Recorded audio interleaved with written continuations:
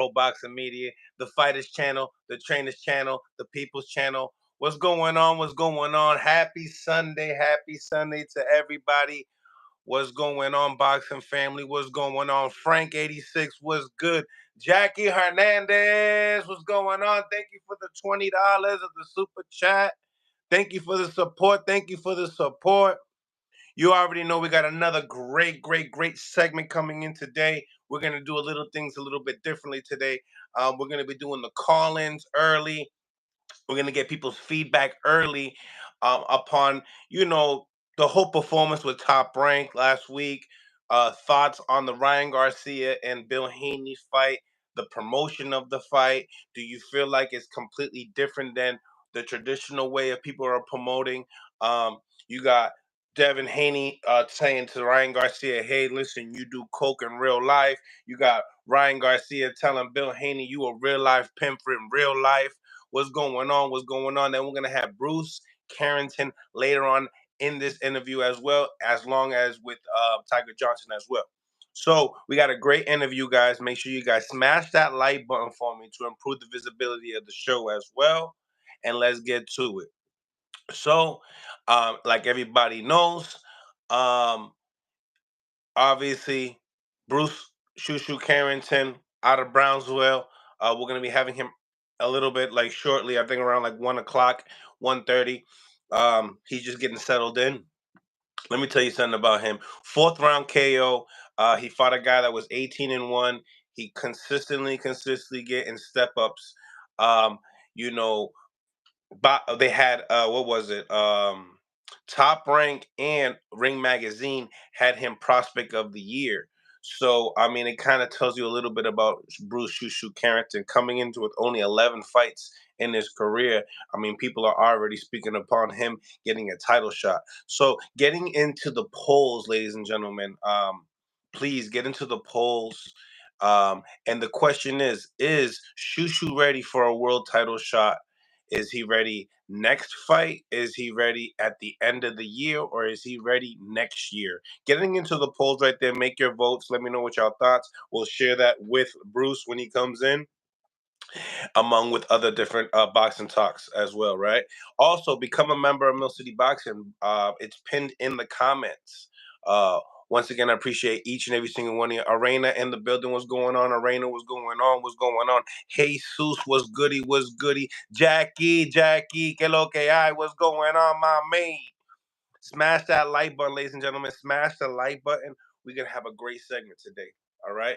Lots of special guests, call-ins, and all that. Once again, like I said, we're going to do things a little bit differently this one, all right? We're going to do the call-ins earlier, and we're going to do the interviews later, all right? So smash that like button, and like I said, let's improve the visibility of the show. Salute to everybody that's tuning in right now. Mike Biggs Boxing, what's going on? Like I said, smash that like button, ladies and gentlemen. Smash. We need over 100 likes, mandatory. Okay, then 200. All right. Smash that like button right now, right now, right now. All right. So many different topics. Also, Oshaki Foster being outspoken, saying, "Hey, listen, I can." Compete at 135 pounds as well. You already know we're seeking for new, more talent. A lot of the guys at 135 moved up to 140. A lot of the great names, you know what I'm saying? The Devin Haney's, the Tiafimos, you know what I mean? The Jermaine Ortiz's of the world. Listen, all these guys have moved up in weight classes, and now some of the new guys are coming in. Yeah, you already know generations. We don't know the Abdullah Masons that's going to come later on. I'm talking about in the next 2 years, really next year coming in. You're going to see Keyshawn Davis really coming and leveling up. But we have to stay consistent with some of these other guys as well. Bruce Shu Shu Carrington competing at the 126 division. He's a big kid. He looked great in his outing. You know, he fought a southpaw. He fought a southpaw with the Philly shelf. He got hit with the jab a little bit, so we got to critique him as well. You know what I mean? You know how we do over here. But in the same time, definitely my prospect of the year, among with Xander Zayas. I mean, I just think that Shu Shu has really performed. Really, showsmanship. He really performed, and that's what really matters at the end of the day when it comes to this boxing world. Selling them tickets, if you know what I mean, right?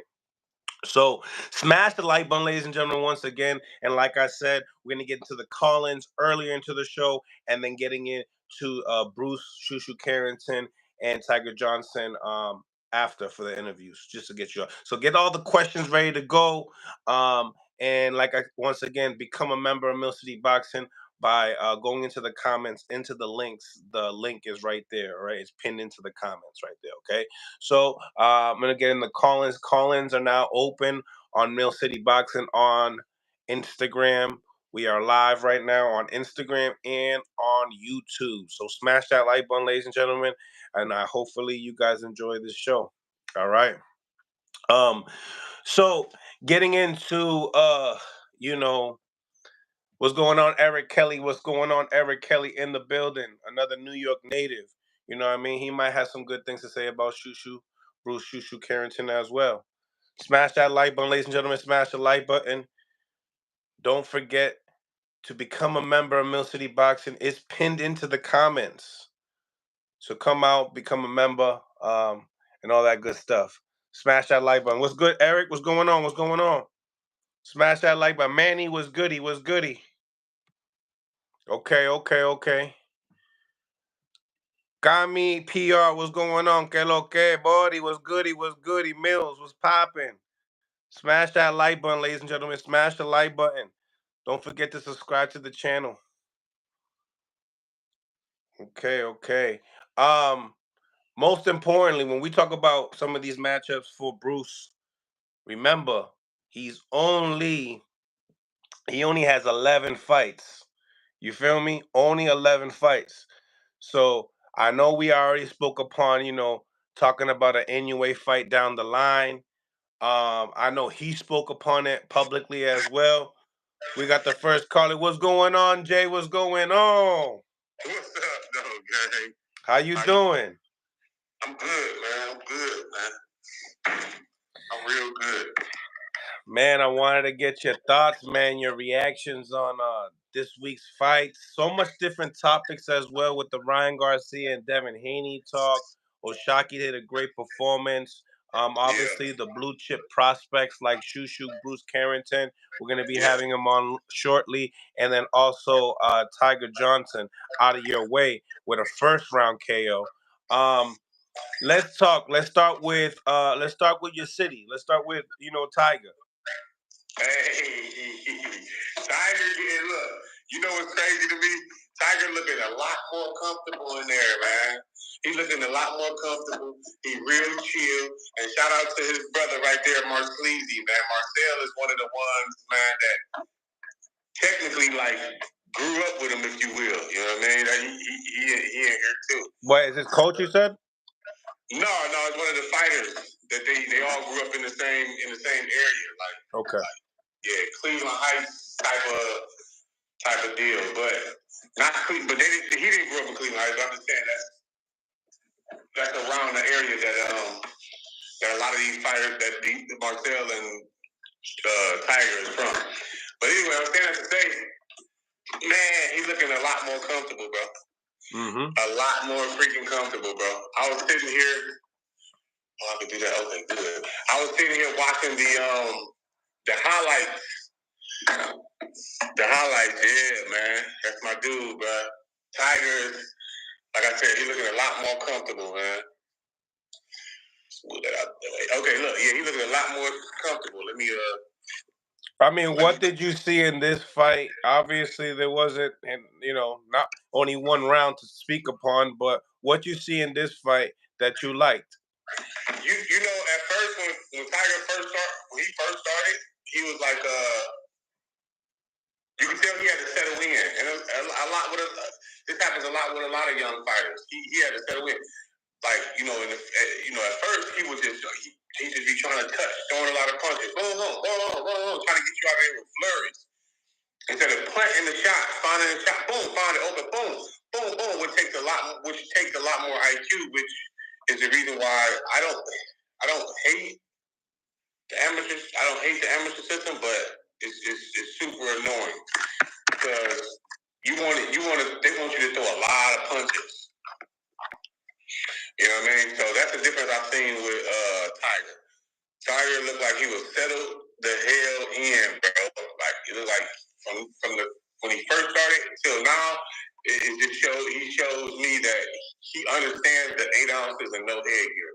He's starting to understand it. You know what I mean? And yeah, that's pretty much it. That's pretty much it. Instead of trying, like I said, instead of trying to throw flurries and trying to get him out of there, and then also being patient and looking for openings as opposed to trying to not create openings, but yeah, technically create openings. Like instead of just like letting them come to you. What's up? Huh? Come here. Yeah. But that's pretty much all I have for Tiger. I mean, he only had what, a couple rounds? One round? One round. What's up, Peanut? Shalom. Okay. What would you like to see from Tiger 2024? I mean, obviously it's the start, right? I mean, slow him down. I mean, keep doing how you doing. How's King? King's shoulder is a little messed up, man. You know, we got a couple more weeks, but he's doing good. Yeah, I want to see him. Let's just keep working him the way that they working him. You know what I mean? Don't go extra hard. Just let him just keep moving them how they moving them, man. And let these guys progress. Everybody not gonna be a Floyd. You know what I mean? Fighting sometimes 2 times in a month. You know, sometimes 2 times in a month. So let that dude keep progressing, man. As far as he seems like he got a little height on him. How long you think he stays at 140 pounds? No, you know it's funny, and maybe I shouldn't be saying this, but he was having problems making weight in the amateurs to get him down to. He fought at 40. Yeah, that's what he fights at. Man, to get him down that low is crazy. He was having problems. In the amateurs making that weight. Oh, wait a minute. I think last time I talked to him, he said he was on his way to 47. On his way, though. On his way. That sounded a lot better. Even in the amateurs, But I know he's not at 47, though. I know that. He's not right now. Yeah,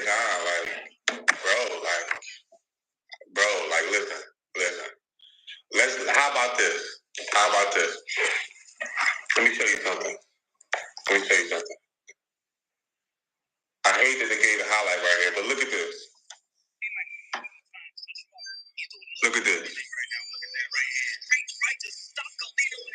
That right hand, look. Now watch this. That double right that he threw.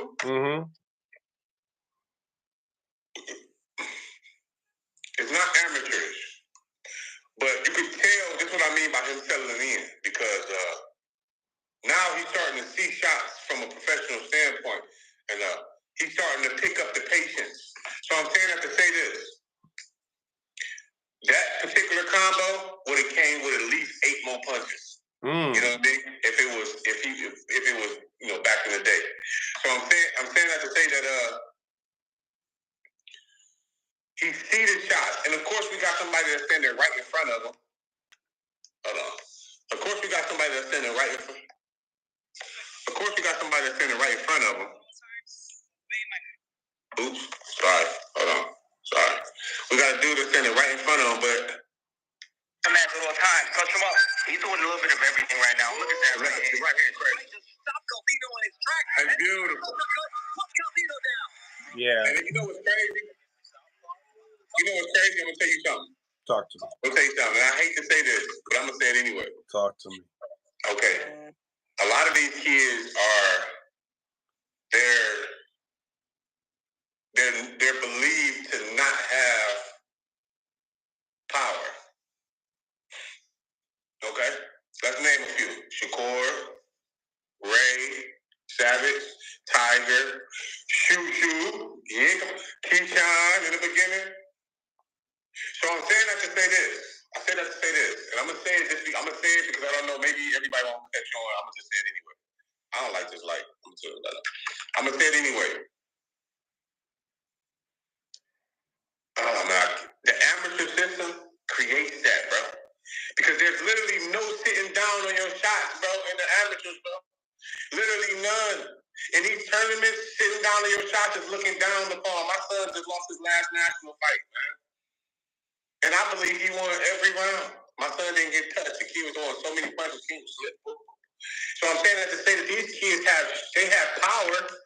It's just in your first pro fight, your second pro fight, your third pro fight, all the way to you ain't settling all the way in. So if you're not settling in, sitting down on your shots, I must say that it has to do with the amateur fucking style of fighting, bro. The amateur style of fighting, and I know people have been complaining much longer than I have. And I don't even look at this as a complaint. I'm just pointing out a few things.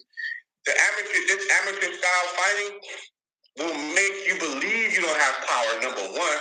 And number two, will make you fight as if you don't have power. Because you're throwing a fucking flurry.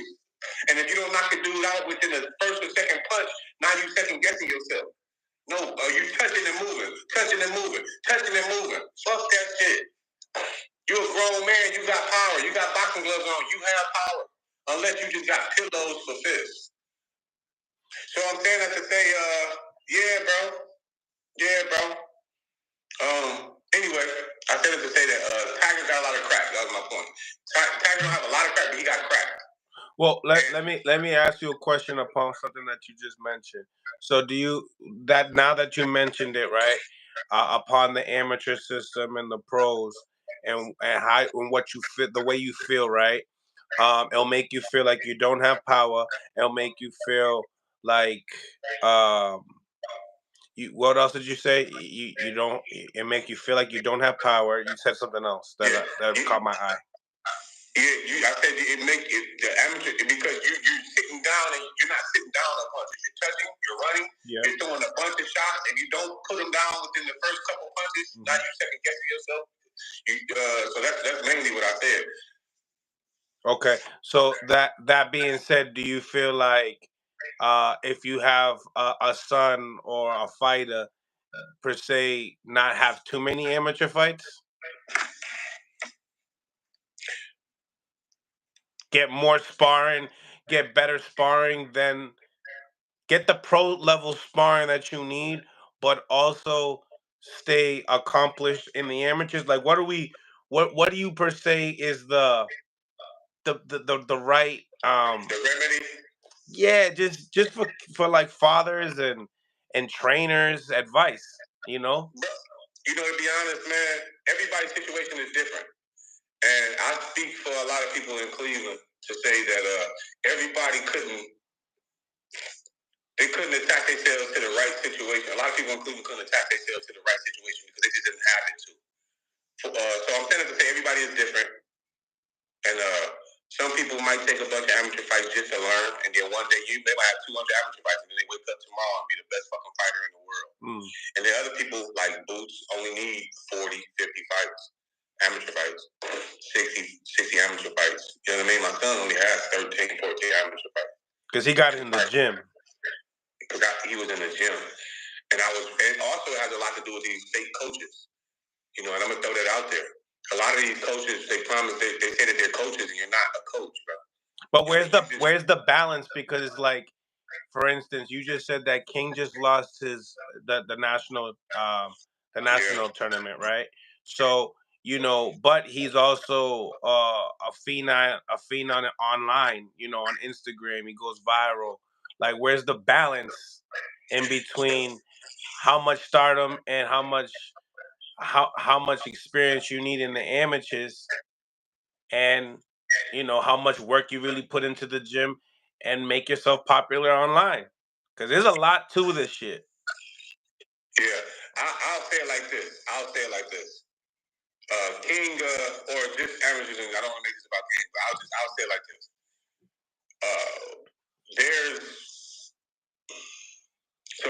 So King has a pro style already. I've been teaching him that for a while since he was damn near 2. So to try to have a pro style in the amateur rankings, it's just not gonna fit for us. So when I looked around and I seen those white judges, and all the judges were white. We just so happened to land all the judges that were white.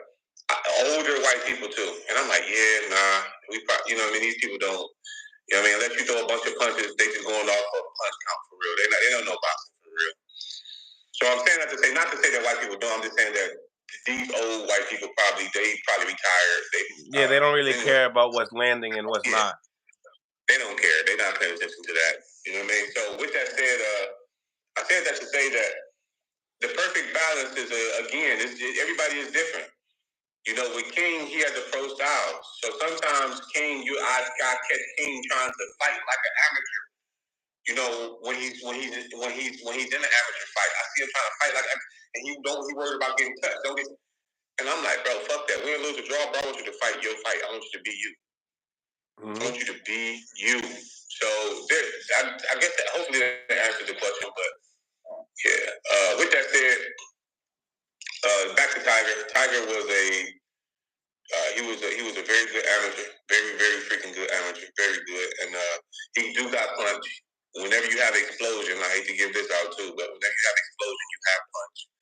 You know, you have to do it correctly, and he's very explosive, very sharp, very quick, and with that said, he looked amazing from the a minute and 30 seconds he was in the ring. He looked amazing, or 2 minutes and 30 seconds. He looked amazing. So he looked like he settled. Shout out to PJ. I'm not sure if Sappho got anything to do with that. I know PJ does. I'm not sure. I know he grew up in Sappho Gym in East Cleveland, Ohio. I don't know if he got anything to do with how he is now. I know PJ that's his go-to. So shout out to my boy PJ for raising a monster like that, or not raising, but tweaking a monster like that.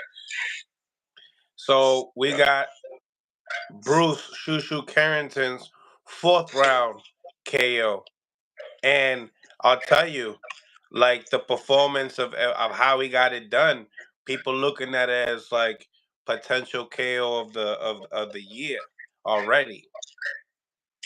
I don't know if his pre-game. I'm sorry. I don't know if his post-interview was better than which one was better, his post-interview or his fight. His knockout or his post-interview. I'm not sure which one was better. Or the Mike Tyson impression. Whichever three. I don't know whichever three, but I know that the Mike Tyson impression stole the show. After your post fight interview stole the show, and then your nugget. So he had 3 wins in that one night, bro. He literally had 3 wins in one night. So with that said, Shu Shu did what he's supposed to do. I don't believe. I still believe that they need to take their time and walk them boys, man. Walk them boys up, man. I really don't want to see them boys like going crazy. Like don't rush them. Keep them little dudes coming up, man. Keep slow walking these young guys, man. So you know, my brother. Hey, hold on, man. Extreme, man. That's my boy. Hey, listen. Phil and Philly Wheaton, man. That's Phil Wheaton right there, man. This is my brother right here, bro. Extreme Compound, man. You got some real live hitters in here, bro. You got some hitters in here, man. Extreme Compound, bro. I gotta come check out the gym, man. That's my brother right there, man. Phil Wheaton, man. He does the step classes. You probably didn't seen him, man. He pretty much runs the step classes. He's the better version of, I wouldn't even say Billy Blanks. Just because for my lack of knowledge in that area, I would say he's a 10 times better version of Billy Blanks. He created such an empire, bro, and his gym is fucking retarded. It's crazy, bro. It's crazy. And if I wanted to align my gym along anybody's, gym, it would be Phil Wheaton. Get into the super chat here. Guts, thank you for the $5. I hope Shu Shu won't become a prospect with 20 fights. He is ready for a title shot, and he is my top 3 favorite upcoming fighters. So getting into that, and then also I got a poll here. Salute to the 83 people on the live on YouTube. Make sure you guys go out your way, smash that like button as well. We got the phone lines are open. I got my man Jay King Jr.'s dad right here. Great coach. We all hear about him all the time. If you heard his voice, you're probably like, yeah, I heard that voice plenty of times. And then obviously on IG, we've been rocking for quite some time now. So getting into that question and also the poll. The poll that I have here, we got over 58 votes. Let's get these votes up, guys. Is Shu Shu ready for a world title shot? Question mark. Next fight, end of the year, next year. What you think? No. None of those? You saying which one do I think? Okay. Next year, end of the year, or next fight, next year, it depends on what or way end of the year. What way he fighting? 26. 26. 126. Oh my God, bro. Okay, look. Next year, bro. Next year, bro. Not even next year. What's this? Yo, he's 27 years old right now. Yeah, but still, bro. I'm telling you, bro. I'm just saying. Next year, bro. I'm just saying. Right now. How many Yo, he got some skills, bro. How many fights he got? 11. Man, come on, man. Slow walk this dude, bro. Let's slow walk him, bro. Come on, bro. Slow walk this dude, bro. Y'all gotta remember these kids are a lot more advanced now because they had so many people. Yeah, but you got guys like Lomachenko. Look at Andy Cruz. He's putting himself in position to be like, in that top 15, just walking into the pro rankings. Lomachenko had 2 gold medals too, though. Or he medaled twice. But how Andy Cruz did too. Andy Cruz did. Oh, well, I'm not even talking about Andy Cruz. Run him down the street. Andy Cruz for sure. Do you see how they doing him? He got 2 fights, about to fight for a fucking title or something. Yeah, that boy is different. But that's 135 either way. Yeah, that's 35. That's what I'm saying. 26. Okay, let me slow it down. Okay, at 26, yes, he's ready for a title shot. At 26. Now, if you would have said 35 and up, it'd be a little different. It's a little dangerous. It's a little more dangerous. Yeah, it's a little dangerous. But 26, he's not so dangerous, and I believe that Shu Shu has the skill to pay the bill, bro. Like this fight that I see right here, where they went to the 5th round or the 4th round, this kid, in his walk down game is getting a lot better. You know what's my dream fight next year at 130? Bruce, Shu Shu Carrington, and Ray Savage. Oh, yeah, they're my 2 youngest, man. I love Ray, bro. But they won't do it. They won't do it. They won't give it to us next year at 130. No, you know who they need to do? Look, this is what they need to do. They need to go touch on Inoue. One of them need to touch on Inoue. One of them. Yeah. One of them. Bring Inoue to America. Bring Inoue to America and let Shu Shu or Ray touch on Inoue later on down the line, though. Yeah, later on down the line. That knockout that Bruce had, that wasn't no... That ain't one of them knockouts where it's like, let me guess. No, he put that bitch on the button, put him right to bed. Right in the button. Perfect time. He was leaning into the shot. Yeah, that dude, Jesus. Great shot. And it was off a combination. He was big 26 too. Shit. Yeah, I just seen Shu Shu out in Vegas, man. That's my youngin', bro. Super humble dude. He was out there when I had Abdullah Mason in Shakur camp. I was coaching him at that time. But yeah, bro. I see you, boy, JP. He talk about some thoughts on Matias. Listen, when we on this live, you should know by now, JP. When we on this live, we're going to talk about Matias and King Jr. at least once or twice, okay? When we here, we going to talk about Matias and King Jr. at least once or twice. We're not going to get off of here without talking about them too. Shit. So you said King's messed up his shoulder? 10 weeks, man. Out. 10 weeks. Hey, I got some exclusive video to show y'all. So let's make sure that your YouTube folk know and everybody know on here that I'm gonna show y'all some exclusive videos of King Jr. that I would never post because I like the kids and I like the coach. You heard that? You guys already heard that. You guys already heard that. Smash that like button, ladies and gentlemen. Smash the like button. So the poll: is Shu Shu ready for a world title shot? I got 45% believe that next fight. Listen, when you say is he ready? I like. We're talking about Cormel Moten too. We see you. I see you, bro. I see you in here. Cormel Moten too. Listen, but no. Let's get back to Shu Shu. If you ask me, is he ready for a title shot? I'm going to say yes as far as skills go. business and building a killer, me personally, I'm going to say wait. Now, does that mean that, because y'all got to think about this. See, casuals ain't thinking about this, and there's no offense. Come here. Hey, no offense to anybody, but I want you to understand this. Come here real quick. Claire Moraine in the live. Claire Moraine was goody. What up? Get in. You know, King got to make an appearance once. What's good, King? How you doing? I'm doing good. What's up? You doing good? Damn, your voice is changing. Oh my goodness. Shit is crazy, bro. Damn.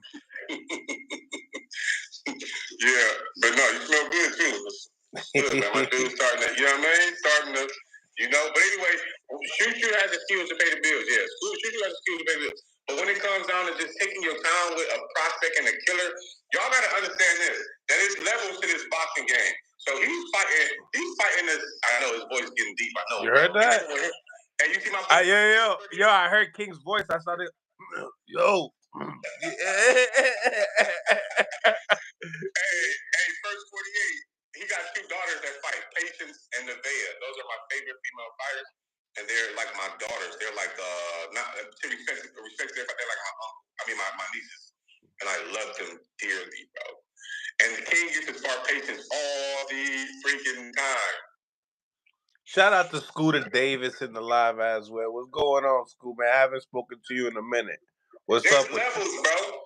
Shu Shu is fighting C-level fighters right now. D to C-level fighters right now. Okay. Why y'all want to jump them straight to elite? Because right after A-level fighters, we go to elite level fighters. Why y'all want to jump from C to D level fighters straight to A? Okay, Justin Cross, I got you, baby boy. Whenever you want him to come in, I got you. I'll put the address in the chat right here. Why do y'all want to jump Shu Shu from C to D level fighters straight to elite level fighters? Why do we want to do that? Why we can't appreciate greatness? Why do we want to throw them straight in the fire? Why do we want to do that? Everybody does that with LeBron James. Nobody appreciates the greatness of LeBron James right now. Well, a lot of people are, but a lot of people aren't. Okay? So y'all people that aren't appreciating LeBron James are going to hate when he's gone because there will never be another one. And guess what y'all gonna say? Oh, he was the next one they doing this like LeBron. Y'all gonna compare the next one to LeBron James. You know what I'm saying? That's to say, why not? Why not appreciate the greatness while he's here? Why not? Why not let him beat up on C-level and D-level fighters? Why not let him go to C-level fighters and let him beat up on C-level fighters? Why not jump him up to B-level fighters and let him beat up on B-level fighters? Why not? Why we gotta shoot him straight into the elite level fighters? Why? Let's appreciate the greatness while it's here. Let's appreciate it. Rather it's a low level greatness or a huge level, whatever. Let's appreciate that shit, man. Try to look at the art of it all. Yes, man. Yes. And what's the job supposed to be done? We're supposed to get him out of there. We got to show you how we get it out of there. Come on, man. Claire Moraine in the live. What's going on? What's going on? Salute Mill City. I just know you as King's father. What's your name, family? I don't know if that's a good thing or a bad thing, man. That's probably a good thing, right? Listen, brother. Listen, Claire. Claire. What is it? Claymore? Yeah, Claymore, yeah. Every step I make is for King Jr. And I would never get offended if it's about my son. 100%. Never. Yeah, I definitely didn't want to offend you. I'm like, I don't know your name, but I know King. No. I definitely know King. You know what I'm saying? That's all that matters to me. That means that my job is I'm doing my job. All praise to the Most High, bro. Yes, sir. You're doing your job, and you're doing a great job. I definitely want to give you your accolades on what I see that young bull doing. You guys out of New York? Oh no, we from Cleveland. We live in Houston, Texas right now. Okay. No, he looking good, man. He looking like some work is getting done. You can see the work that you putting in him. He manifesting everything he putting in, bro. That's a beautiful thing, bro. That means a lot to me. And you be seeing him. He be doing mitt work with Shakur too. Yeah, as a father, I'm sure you work this hard to see him putting out what he putting out, bro. That's got to be fulfilling for you, bro. So congratulations to you for that accomplishment, man. 100%. That's what I'm talking about. Hey, no lie. I don't care if a person don't know my name, bro. I appreciate that. I literally do this all for King Jr., bro. Yes, sir, bro. Yeah. I don't have no pride in this. Yeah, I don't have no pride, father, brother. A lot of guys don't make that choice. You know what I mean? I'm sure you gave up a lot of things in your life. To put that energy in him to get that out of him, bro. And you doing the right thing. You're doing the right thing, man. Thank you, man. I appreciate that. No, I definitely got to recognize you for that. So, what we talking about? We talking about Shu Shu. We hyping up Shu Shu before we get Shu Shu on. All right, so listen, man. I agree with everything this guy say, man. We lose the beauty of the evolution, the journey, and understanding how important each one of these steps are in these fighters' careers. And we be ready to throw him into the lion's den instead of allow him to build the way he's supposed to be built. Shu Shu's what, 26 years old, right? Yeah, I think he's 27. All right, 26, 27 years old. You know what I'm saying? He does need to up the level of competition. It's time for him to up it up, but does he need to jump, go to 130 and go fight Lamont Roach, go give O'Shaquie a fade? No, he don't need to do that right now. What he needs to do is he needs to build it up or organically. He doesn't want to take too long. But at the end of the day, we don't need to throw him into a situation where we're breaking him early and taking away that momentum that he's worked so hard to build up. So I definitely understand where you guys are coming from.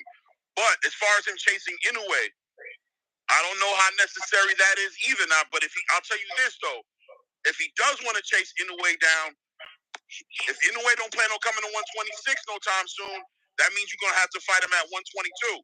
That means you're gonna have to go down there and fight a little bit because you ain't just gonna walk up in there and get a shot at the undisputed champion of the world at 122 because you're looking good at 126.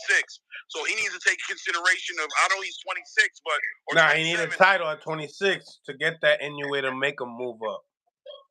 This is right, or do that. You know what I mean? Or do that. I don't know what his game plan. I'll be interested to find out what his game plan is on fighting Inoue. Is he trying to attract Inoue to come up to 126? Or is he trying to meet him at 122? Because Inoue say he wants to defend that title at least 2-3 more times. You know what I'm saying? At 122. Yeah. He doesn't plan on coming to 126 tomorrow. So I don't know, man. A lot of these fighters get real laser focused on these fights they want. Sometimes they get inactive, and I don't want him to be inactive. I want him to be focused on activity. Get those rounds in. That was a great fight he had the other night. You know, he was able to really. I like the idea that he got that guy out of there. Like, he's not supposed to be in the ring with me. He got him out of there. He didn't play with his food. That's the way he got to carry it. But I agree. We got to build him up. I'd rather see him build up a little more naturally, get a couple more fights, up the level of competition. But you don't need to be going in there trying to get no title fights against. Don't look at the money so much right now. That's a big deal because I'm sorry, bro. Real quick, that's a big deal what he said because in order to build a fighter, you got to have money behind you, and when it makes it a lot more comfortable, and you don't have to make a lot more risky moves when you got the money behind you. Hence why, or this is why I'm gonna tell my boxer fathers or boxing or father coaches, okay, get that build that bread up, man. So that way your son don't necessarily have to make the unnecessary moves that you would have to make if you didn't have money behind you. You know what I mean? Because once you sign to a promoter, you're under now they're going to move you according to how they want to move you. Now don't get me wrong. If you're one of their favorites, they'll move you, you know how you want them to move. You being the father will have a lot of say so. But get that money behind you. Because when that money is behind you, guess what? I promise you ain't got to make risky moves. I promise you that. I agree with you 100%. A lot of times these fighters jump into situations based on their financial needs. You know what I mean? They take big chances too early. And they don't need to if they're making the right moves. If they got the right money behind them, they can do it the right way. Shu Shu's there though, man. Like, he's right there, and I understand the feeling behind him. You feel me? Pause. You know what I'm saying? I understand what the energy is, but it should be done the right way, not the wrong way. He looked big at 126. The other night. I don't know if that was just a real small guy. That's kind of a small guy, but he's also a big 126 as far as height is concerned. Right. He looks like he could fill in and do 130. I don't know if he's interested in doing that. How he feels about going to Nah, 130. I mean, speaking of Shu Shu, he's already spoke upon, him, going to 140 one day, for sure. Right. So And he looked like might. he has that body frame to, Yes, sir. go there. So I think at 126, if he wants to go to for a title at 126, I mean, go ahead, do your thing. Maybe that'll put you in position to go for a title at 130. But I'd be comfortable with seeing him at 130 right now. Go ahead and make that move, man. Yeah, I definitely want to see him clean up 26. I want to see him clean it up. I mean, what champions do we have at 26? I want to see him at least get, a belt or two. And to James in the comment, bro, yeah, I'm not saying that anybody they shoot me money, but I'm speaking to my father coaches, about having money behind him. Yeah, but yeah, for sure. He do look like he got the frame as far as 30, 35, 40 for sure. And I'd love to see him clean up the division. And that's one thing I want to do with my son. I want to, when we get there, maybe it might change. I'm speaking from a different perspective right now. However, I want whatever weight we go in, whatever weight we debut at. You want to clean it up? I want to clean it up. Yeah. I think I'm feeling that too. How old is King right now? What is he, like 15, 14? He's 13. Yeah, I know it, but look, bull look Hudson, bro. I believe you, Jesse. I'm just calling it what it looked like. I don't know what you're saying. You're a big boy. What's he weighing right now? What is he like? You want to know his real walk around? Yeah. Well, yeah. I mean, yeah. What's his real walk around? I'll give you his real walk around. Should I say it on here? No, don't say it. What is he fighting at? What do you see coming in at? 114. Okay, cool. Yeah. So, what I mean? He's going to grow. I love to see him. You know what? I love to see him start this young, like watching him. That's one thing with the social media today. You get to see a lot of these young fighters like develop from like real young, going all the way up. You kind of like build a little relationship with them when you like, I kind of had that experience with Devin, right? Like watching Devin kind of build up a little bit. It was just like, all right, you know what I mean? So you end up being a little bit more fanatical of him. But that young boy has been doing work for a long time. For a long time, man. He was two. It's funny because I got my other son. My other son is about 3. I got so many children. But my other son is 3. And I'm starting him now. You know what I mean? So, yeah, so I started King when he was 2, literally. I got videos when he was 2. Yeah, man. Yeah. It's crazy, And then I forget that y'all are watching him grow up. Right. Yeah, y'all watching him grow up, man. And I post a lot. And I try to not post. I'll give you some of his recent sparring here, but I try not to post none of his recent sparring. We got to sit out 10 weeks too, though. We got 10 weeks to sit out. So, okay. Yeah, we got to sit out these 10 weeks. Coming into the main event, O'Shaquie Foster versus Abraham Nova. My prediction was spot on for the people that collected their money on the parlay. You welcome. Talk to me, O'Shaquie Foster. He landed a knockdown. It was kind of an unbalanced knockdown, but I think very well needed in the fight. What do you think? Yeah, I think it was a big factor in his win. I think it was a big factor. You know what I'm saying? I think the knockdown kind of sealed the deal for him. But we talked about it last night a little bit. Just he has to address as to whether or not he's going to stay at 130. If he's going to stay at 130, is he going to make the sacrifices that need to be made to make that weight in the right way? We don't want to see bad weight cuts. So that's not going to help you out. Especially he's an athletic fighter. You know what I'm saying? He moves around. He does a lot of pressure. He needs to be in good condition for that. So it's either you're going to make those sacrifices for that division, or you might make a decision to go up to 135 and compete on that platform, which is another opportunity for him there. But I don't know if he's ready. I don't know if what I saw from him makes me confident for him to go to 135 right now. I ain't gonna lie. But yeah, what it is. I mean, we got Navarrete moving up, right? Vacated the belt. We got Lamont Roach. We got Corte. No, my bad, not Corte. Help me out here, chat. Who is it? The other champion. Okay, you got Lamont, you got Corte, and then you got Corte, right? Yeah, I got the name right. All right, Corte. So talk to me. I mean, yeah, he could try to do that, or maybe he could try to go up there and go at Shakur. I don't think he's gonna win, but I'm sure that'll be a good pressure fight for Shakur. Shakur gets some redemption there if you want, because he can get the WBC champion at 130, challenge the WBC champion at 135. Yes. Yeah, I believe so. You could be first in line if you petition.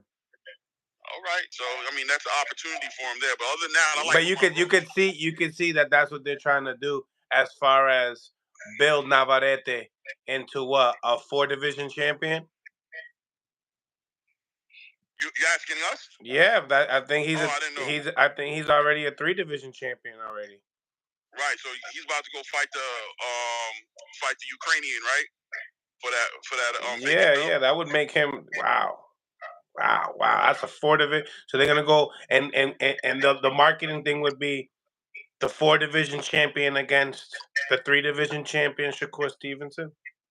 That's probably what it's gonna be. That's how it's gonna look. Unification fight. Yeah, and wait, who is this we talking about? Navarrete. Oh, okay, yeah, that was yeah. I got your core on that one, but you know, as far as O'Shaquie go,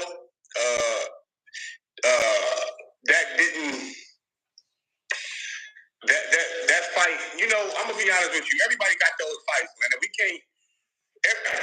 You know, everybody got those ugly fights. It's just somebody that's gonna make it ugly for you. You know what I mean? Somebody's gonna make it ugly. Look, like I said, I always bring this up. Floyd and Emmanuel Augustus. Is that his name? Yeah. The one that used to dance. Oh my goodness, the drunken master. The drunken master. Bro, I love it. And then you know who else made it ugly for him?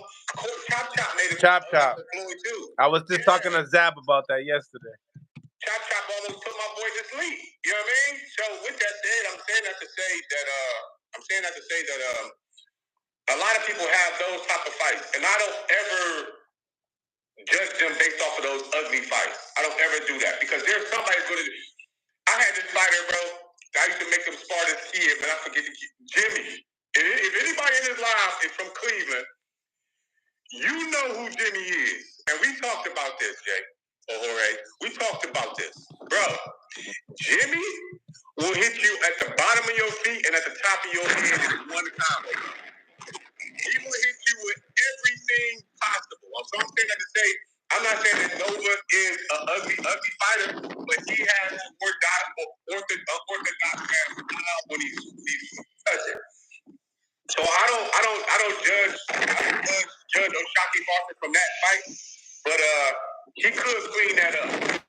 I did see a lot of things I would have fixed, and then Abraham and then Nova did not expose, but did show a lot of O'Shaquie's weaknesses too. You know what I mean? Because O'Shaquie he's too athletic to get hit. You know what I mean? Like when you that athletic, why are you getting touched? This is different from a flat foot Mexican coming forward. You know what I mean? This ain't that type of fighter. So with that said, that's just my take on that fight. That's my only take. Yeah, that's what I was talking to Claremore yesterday about. Was like, where was O'Shaquie's legs in this fight versus the last fight? Yeah, you see, yeah, man. That's what it is. I think that's like I said, it was the conditioning, right? It was like, and then he said he had a bad weight cut. I don't know what that was to do with. I hear him saying he wants to get a nutritionist. So I don't know, right? Like the question is if it was difficult to make the weight cut because you're not eating right, then I'd eat right. Get the nutritionist. Thank you, bro. But if you're struggling to make 130 and you're just sucking yourself down to make that, it's gonna come and eat you up in a minute. Yeah, especially somebody like Lamont Roach. Bro, how long are we gonna let these fighters get? Come on, like this. Okay, let me just say something, man. How long are we gonna let these freaking fighters go get away with that fucking weight cut shit, man? Like how long are we gonna let them get away? Brother, this is how my brain works. Problem, solution. That's how my brain works. Problem, okay, let's find this fucking solution to this problem. Instantly, bro. So I'm saying that to say this. How long are we gonna let these fucking fighters get away with that shit? Bro, don't talk to me about weight cut because Earl Spence was the main one that told you, damn, when I got a nutritionist, my shit, I start with C-Bus. When I got a nutritionist, all these other fucking fighters are ahead of you or above you already gave you the fucking solution to that problem. When they take this boxing shit lightly, and I don't give a fuck how long you've been boxing. You really ain't been boxing until you adapted it as a lifestyle. So don't stop saying you're a fucking boxer until you actually adapt this shit. Cha-ching. Mic drop. That shit. So make boxing a fucking lifestyle and stop talking about you're a fucking terrible weight cut. Shut that shit up, man. This shit is a lifestyle, bro. Ain't no such thing as a terrible weight cut when you are literally living the lifestyle. You can't eat candy like everybody can. You remember when you was 8, 9, and 10 and 11 years old? When you had to go to the fucking gym and all your friends was outside playing? Y'all remember that time? You remember when you couldn't go to Dave and Buster's or play on Sega or Nintendo because you had to go fucking... Let's go. Because you had to go to the gym? So with that said, I don't want to hear that shit about these fighters. No, any fighter that say that, fuck you. I'm not paying no pay-per-view. I'm not coming to watch you fight. None of that. Because you playing with that word that's behind Mill City right there. You playing with boxing, gang. Stop playing with this shit. This is a lifestyle and live it. You cannot eat what you want to eat. You cannot wait. You cannot cut weight. People, let me say this and I'm done. I'm done after I say this. People are not dying because of punches. People are dying because you're losing hydration from your body, and your body is at war physically on the outside and is at war on the inside, and it can't take the punishment. Amen. Amen. I think you can sum it up with the whole saying. It's an old saying, but it's a true saying. If you stay ready, you ain't gotta get ready. And that's the name of the game, man. At the end of the day, people don't like to hear that, especially about their favorite fighters, bro. They'd be so talented, but you see these dudes in the club and they drinking and they up all night and they doing this and they doing that, and you're not understanding. God gave you a gift, but you're not capitalizing on that gift because you got the foundation, but you shitting all over everything because you've been cherry picked fighters. You've been given the opportunity to stylistically just do what you feel like doing. Talk to me. And you're believing your own lie. You're believing that you're really that nice, and then you get in the ring with somebody. And I'm talking about Errol and Terrence.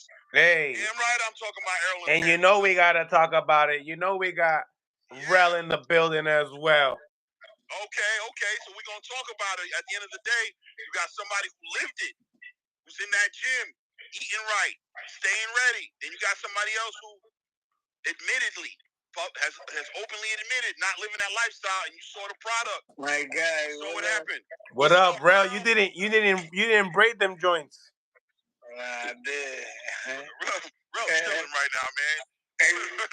Hey, Claymore, I heard everything you were saying, and I hope everybody else heard what you were saying before my brother Rel got in here. This is my big brother, and I'm gonna say this: Rel know for a fact he had, and I ain't gonna name no names, but he had to cut some fighters off because motherfuckers don't want to work hard and they don't want to live up to this fucking boxing shit. Stop saying you're a fucking boxer until you actually adapt this lifestyle. Talk to him. It is, and like I say it like this, right? And the biggest night of your life, that's when it's gonna come eat you. That's the sad part about this thing. You might call us liars because you're gonna show us success. You're gonna show us how you doing it without doing that. I ain't trying to hear that. I just drank a whole bottle of tequila last night. I ain't even do what I was supposed to do when I won that fight. What are you trying to tell me? But then you have your big night. You have your Terrence Crawford. You have that night where you need that extra. You need that extra thing to make the difference, and you ain't got it, bro. You ain't got it, bro, because you just made weight 5 days ago. You know what I'm saying? You ain't there.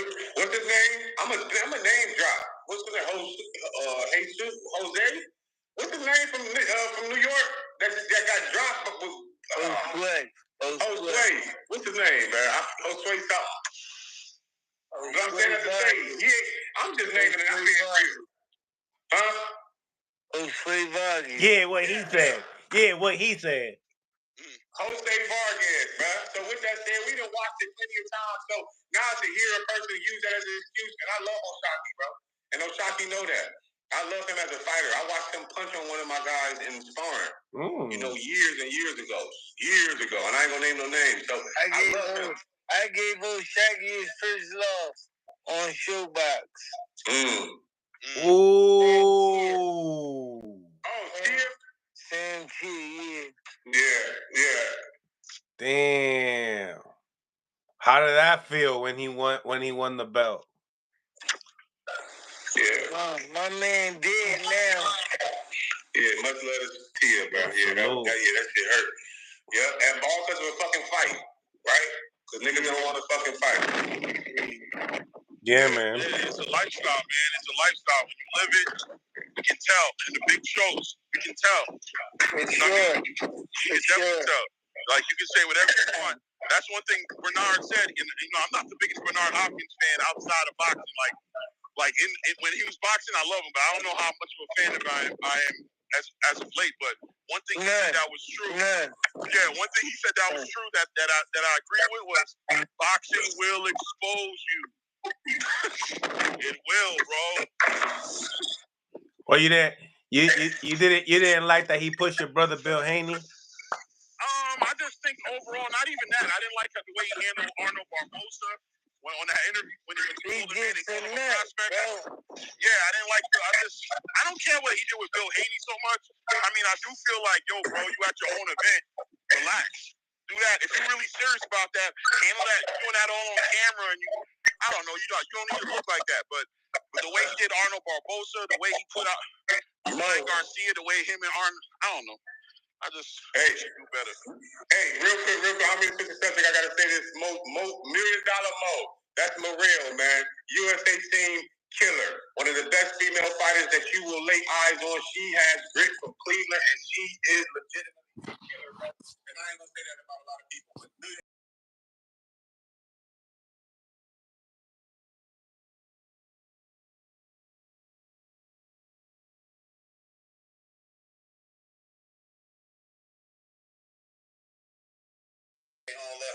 man, I be hearing about dudes, man. These guys, man. But yeah, I like D-Hop as a fighter. I like one of his. Yo. Yeah. Man of the hour, Bruce Carrington in the building. Was goody. Man, it was good, man. It was good, man. That's my youngin', man. That's my youngin', man. He gonna fuck him up. Good, man. Hey Bruce, I got some call-ins that we've been talking about you for like an hour now. Just to let you know. Bet. You know what I mean? So we're critiquing your performance. We're talking about future fights. This is the Shu Shu show right now. So make sure you guys smash that like button. I got my man, homie, Coach Rel from Philadelphia right now. I got my man King Jr. As dad Jay as well. Bet. What's good, y'all? And then I got my man Claremont Rain. So listen, we gonna be all chopping it up together right here. Once again, congratulations on that fourth round KO. Like I said in the inbox, I told you so. That's right. Yeah, he gave him that Pacquiao treatment. Oh, y'all crazy, man. That's exact. That was a replay. It was like, oh, hold on. Shu Shu fighting or is that? It was more Kane. Hold on. What's going on here? Yo, wow, man. Y'all crazy, man. Hey, Shu Shu, this king. Hey, what's good? What up? That's my youngin'. Hey, let me ask you a question. When you hit with that right hand, did it feel good to that favorite knuckle? Did you feel it in your shoulder too? Or was it like, I'm about to just throw this, he can't fuck with me, and you just do it? Honestly, it wasn't nothing that I would say like I had planned on, like really just like making that punch to get him up out of there, nothing like that. It was just more so he was just so square in between the combinations. Like he got his form. You know what I'm saying? Like, he was in his form when I first started to press him in that particular combination. But then once he weaved, his left foot got in the front. So I knew he was square. So I was like, oh yeah, he good money. And I just let it rip. I just let it boom. I just rocked him. And then the way it placed, like I had the right leverage. Like it just was like square on the knuckles, bro. Like you said, like, yeah, it was just a sweet spot. But also, I ain't gonna lie, I ain't think that he was gonna be out like that. I thought it was just gonna drop him. Because I honestly didn't feel like my leverage was cool, but I didn't have the best leverage. You know what I mean? Like I was still moving while I was throwing my feet. If you could tell my feet were still moving. Yes, sir. So I thought that like the punches that they don't see. Yeah, it's the punches that they don't see though. Yeah, he wasn't prepared for that shot. He wasn't prepared for that shot, bro. So it was like when I threw that shot, boom, I caught him, I dropped him. I thought it was gonna hurt him. You know what I mean? Maybe daze him a little bit. I didn't think he was out like that though, son. I ain't gonna lie. I was like, wow.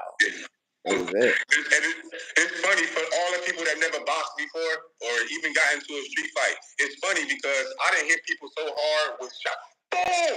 Boom! Yeah. And they don't go out. Yeah, Right? word. The real point is the one that they don't see. You hit them, you be hitting them with some shit. You hit them like, damn, you went to sleep off of that? Word. Yeah, that's what's up. No, the time is everything. It looked like you was trying to make him honest, Shu Shu. I'm gonna be honest with you.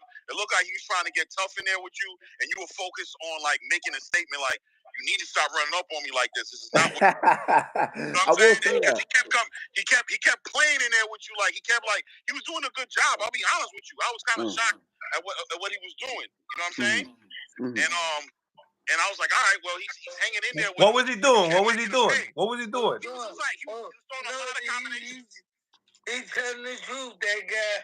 He's telling the truth because I was mad at Shu Shu because Shu Shu wasn't using the jab. Man, chill, bro. I'm sorry, bro. I started to pick it up, man. I had to adjust real quick. I'm wasn't using the skill that he had.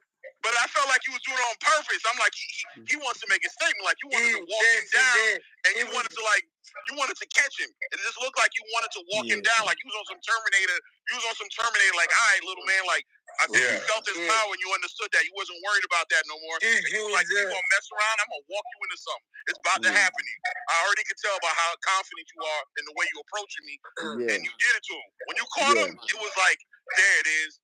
I felt like that's what was happening. Like, you was just like, if you're gonna give it to me, I'm gonna take it. I see you really confident. You hanging in with me in there. You hanging right in there with me. You don't wanna respect what I'm about to do to you. That's perfect. Let's do this then. So I'm gonna give y'all a little play-by-play, right? So in the beginning, I will say like I started off. I purposely did start off slow because I wanted to see what he was gonna do. I wanted to see like how his power was to my glove. I wanted to see how his punches felt, what his distance is, and stuff like that. And you know what I'm saying. So and then I'm doing like one shot at a time to see how he's reacting to my shots. So I think when I'm catching on one shot, it was cool, but I was noticing like he's the type of dude that likes to throw 1, 2, 3 and get up out of there. 1, 2, 3, 3, 2, 3 and get up out of there. So then he kept exiting out on my left side for the exit route. So then we got to give dude credit.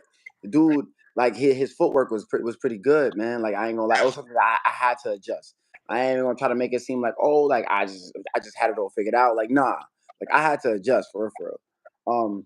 And that was one little thing I had to do. And then I think like in the second round, like towards the end of the second round, Coach K, he was like, yo, start cut off that exit route, cut off the ring, put your foot on the outside, and then start throwing hooks, your little left hook, so he don't go to your left no more. I'm like, I bet. Cut off that exit route, started doing that. In the third round, once I really started to like apply pressure a little bit and start to incorporate that left hook, he started to break down. Like I'm seeing like he didn't know what to do no more. He didn't want to go to the left side no more. He didn't want to go like, to a 3-2-3 and get up out of there. He didn't know what to do. So I started to impose my will. At the end of the third round, Coach K was like, yo, what you see? I'm like, yo, he don't like that pressure. He's like, keep stepping to his ass. Step to him, Mr. Round, and step to him. I'm like, bet. So you just told me the best words that I need to hear. Like this that time. So when I started to do that, he really started to break down in that fourth round. I really got into a rhythm. I started to use my jab a little bit more. And my feints. The feints is a lot. It was the big key. I ain't gonna lie to you because he had pretty decent reaction when it came to my right hand. He was kind of really looking for it. And he was blocking a little bit, or like I would catch him, but not as flush as I wanted to up until the fourth round. And then that's when I just, I got him real comfortable. I started to apply pressure, made him panic. Then that last 10 seconds, he's panicked in that combination. And then that's when I clipped him. Okay. Shu Shu, let me ask you,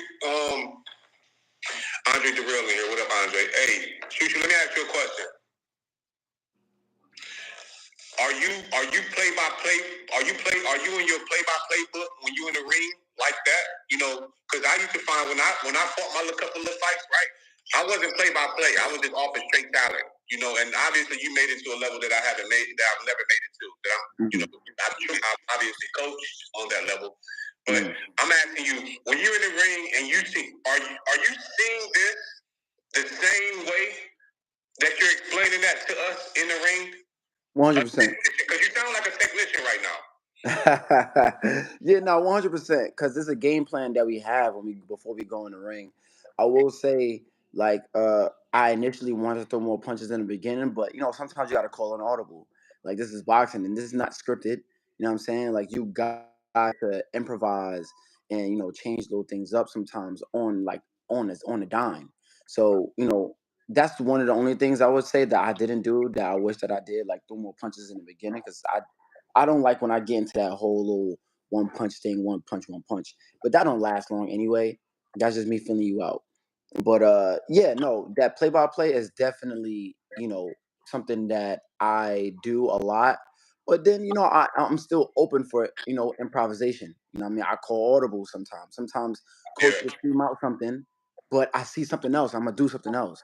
You know what I'm saying? So that's just what it is. You in the having the experience that you have, well, the experience that I have, like you sometimes know what to do, when to do it.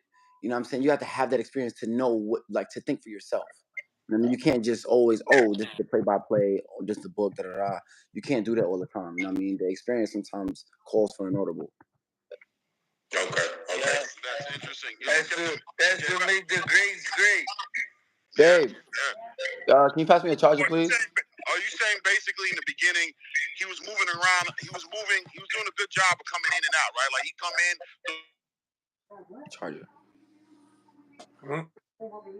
Oh, Phone line. Yeah, I'm just gonna let you get the charger while I set up the live up again. yeah. I'm here. I'm here. I'm Shu here. Shu back, man. I'm That ready. was a great performance, bro. Real talk, Good real looking. Good talk. looking. Good Ladies looking. and gentlemen, make sure you guys smash that like button. We got over 112 people on the live, 42 likes. Let's get these likes up. We got the one and only, the Brownsville Shu Shu Bruce Carrington. So Shu Shu, Mm-hmm. when they were talking about like New York fighters, bro, right? Mm-hmm. Do you feel like you represent New York as like that guy? And like because there's always that one guy. Mm-hmm. There's many guys, but there's that Mm-hmm. one guy that you put on the video game on the cover, right? Do you feel you like that dude for New York right now? I mean, I plan on it, but that right there, that has to be. You have to ask the fans that question. You have to ask them that question if they see me as that guy. I can't, like, I plan on being that guy. I want to represent as that guy, but I have to be bestowed. That has to be bestowed upon me. I can't tell you that that is like I'm that guy. Da, da, da, da. I'm the king of New York. I'm not. I'm not that. They gotta give that to me, man. You know what I'm saying? I'm just gonna continue to just represent the best I can and do what I gotta do. Word, word. Um, my question to you was your as far as your thoughts on the Mike Tyson impression. Like, was that already? Cause Bro, that's something. That's something. me and my man King, right? We're like, Yeah. yo, you could tell he was thinking about it and he was excited because when's the last time you ever heard Bruce mumble some shit? He's Yo, never word. mumbled some shit in his life. You know what I'm saying? So you was excited. I know you was. Yo, dude, listen. I've dreamt on doing that since I was a little kid. Like that was just the moment. You ever like practice for something, right? For years. Like,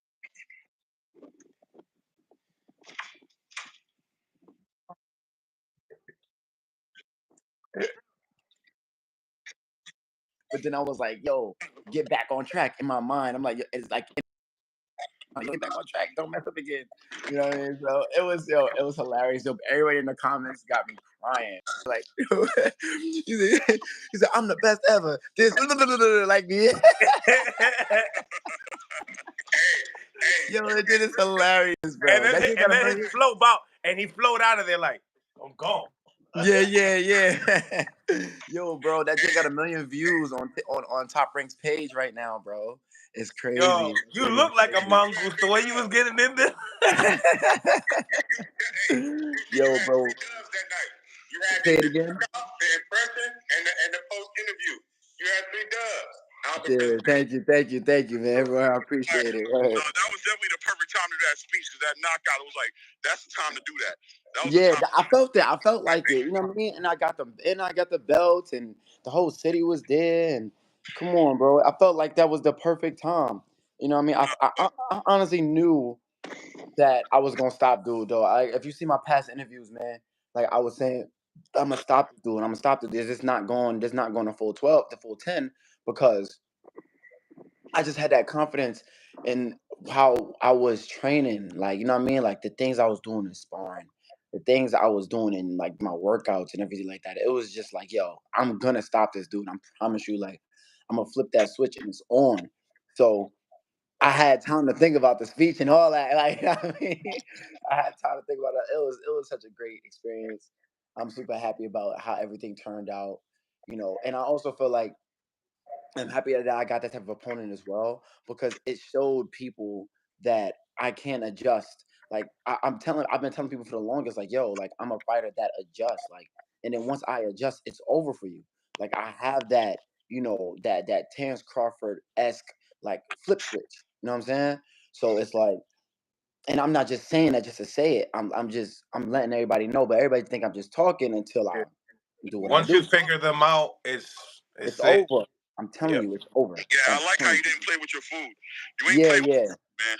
I You was never dead do. serious. I seen it early on you. I seen it in your eyes. I saw the bad news. I saw Yeah, the bad news. I'm like, he's doing something. yeah. About to, See, my and he just parents. like you was walking him down and looking for that. Yeah, What you yeah. say, No, bro? my parents always told me never play with my food, man. So you know what I mean. That's just how I grew up, man. On the real. But nah, like I tell you right now, though, bro. Like, it was like I just I just felt like before the fight, like, yeah, this is gonna be one of the ones. This is gonna be the fight to really put everybody on notice. Like, I feel like I had a big 2023 to where it was like everybody had their eyes on me for this fight, and I delivered, and everybody's like, "Yo, nah, he's the real deal." Like, yo, I didn't even know that Rosie Perez knew who I was, and she was all on Twitter the whole week of the fight. Like, yo, I'm gonna go home watch him fight. I'm ready. I'm interested to see how he is. Da, da, da. And then after I delivered, you know what I mean, I got to take a picture with her, give her a hug, take a picture with her husband, whatever. Then she goes on Twitter and like, yo, the hype is real. Club Shay Shay, Shannon Sharp, he reposted. Ocho Cinco reposted. Like, yo, it was just like it really had. I didn't realize that I was gonna catch that many eyes, man. And I'm just grateful. So, what do you and your team got planned for your future? Now, Titles. so I would say for this year, we plan on fighting 4 more times. I would love to fight 4 more times this year. But nothing is set in stone yet. But I would love to fight 4 more times this year. Uh, Other than that, we really definitely plan on fighting for a belt in 2025, without a doubt. What belt you chasing? I ain't chasing nothing, you know what I mean? But I already know, I already be known that I am ranked number 8 in the WBO. I didn't check none of the rankings in the other sanctioning bodies yet, but I'm ranked number 8 in the WBO, so I feel like right now that's probably the closest I am to any one of the belts. Yo, the route you gonna be going? Say it again. You going WBO route? So That heavyweight rank. that's what it's looking like. That's what it's looking like. So, talk to me about top ranked prospect of the year and ringside. No, Ring Magazine. Oh, Ring Magazine, even better, right? No, Yeah, yeah, yeah, even better, yeah. So yeah. tell me. Man, it was. I don't know if there's anybody that's ever done that. At the same time, ESPN and Ring Magazine, like that joint is so dope. I honestly feel like that was one of like I don't know, man. Like 2023 was such a big year for me in terms of like activity and performance and everything like that. Like I was just so happy to be able to get that award, bro. Like there's so many other fighters that's doing their thing though, bro. Like Tiger Johnson, Abdullah Mason. You got freaking, it's so many other guys as prospects that's doing their thing that also I could see winning that award. Both of them, and both of them were given to me. Like whoa, like that made me feel like dang, like everybody is really appreciating my work ethic, my craft, my performances, and everything like that. And I just can't thank everybody enough. Word, it really humbled me. So, Shu Shu, you spoke about that audible that you had to make in the ring. I want to know, did y'all practice on that audible in camp, or was it like you've already had that in your repertoire and you just pulled it out? Wait. What exactly? What was it you said? The audible that Oh did yeah, you guys yeah. work on the audible? Oh yeah. No. That wasn't something that I worked on in camp. I honestly, this is something that I mean, how can I say? I mean, I can say I worked on it in camp because I do that in sparring a lot. So I guess like I can say I work on that in camp. Like I kind of like want to just feel like if you notice, Tank does that almost every single one of his fights. He want to see what a person got, let them hit him gloves or barely graze him just to feel the power, whatever. See their distance or whatever, and then he see what they got and take it away from them. Or he'll wait till they get overconfident and then shut them down. So you know I do something that's very similar to that. So yeah, I could say I was doing that in training camp as well too. But it's just like it's something that you gotta you gotta be real careful with that because some people could get real careless and get caught slipping. You know what I mean? So only like certain people that really know what they're doing, that's got that IQ, that's really experienced, should only do something like that. Question. Your opponent this Friday, Southpaw, he had like a nice little jumping, like leapy type of style, kind of like Pacquiao, right? I mean, he's also Filipino. Mm-hmm. Rel spoke upon getting away from the jab. Mm-hmm. Uh, with that Philly shelf or shoulder roll, do you feel like I don't know? Do you feel like because you didn't use the jab, you was getting hit with the jab, with his jab at Um, times, I or would you didn't say even respect it? And You just kept your. at least your shoulder roll wasn't like Ryan Garcia's. no, mine's was tighter than Ryan's, Nah, bro. your shit's lit. It was My just like thing you was was much getting more hit by the tighter jab like a little bit. than Ryan's. But nah, bro. I will say though that Coach K, he even told me like, yo, don't do the shoulder roll too much because at certain times when he'll try to put his jab over your jab because when you're in shoulder roll stance, that left hand is down. So he has a little advantage by throwing his jab over your jab. So he was just like, yo, pick your point, pick your time when you want to do that. So I was like, all right, bet. So that happened like around round 3 when I started to change things up. But But you know, was your game plan not to do it because it was like you have such a long arm reach? I think it was like 66 inches that he had, and he was yeah. what like 5'4" or something. So like you didn't care because of Um, that.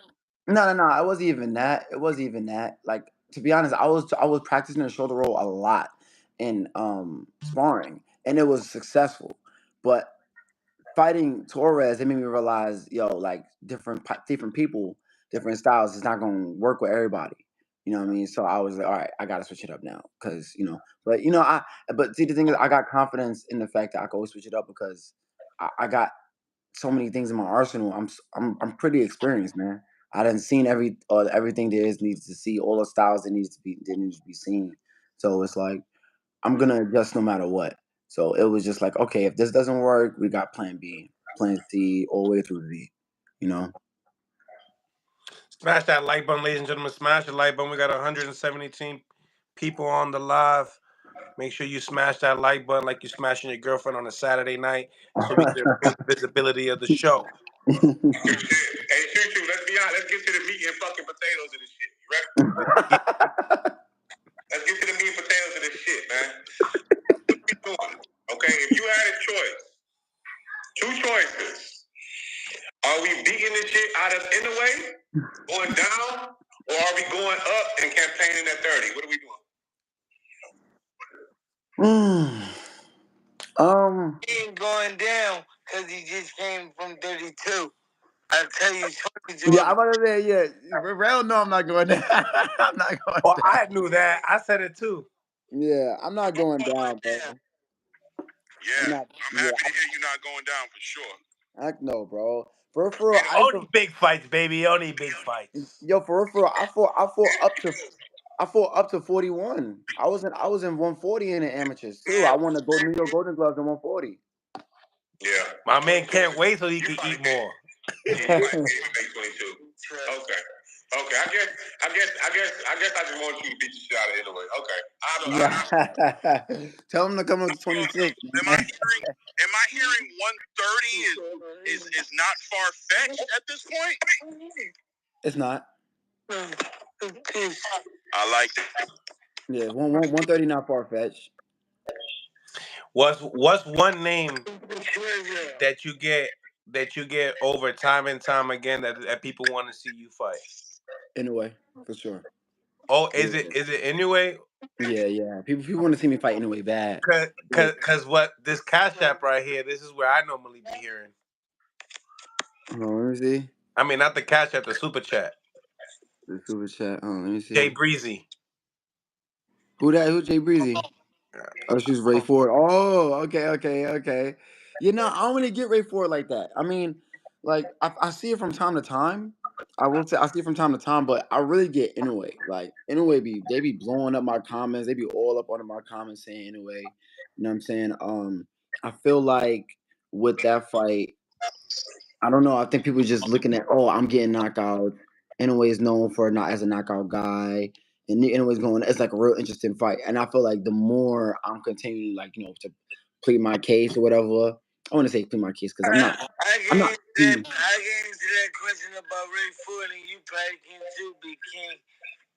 And you ain't going to see Ray Ford because Ray Ford about to win that title at 26 and move That's a up. fact.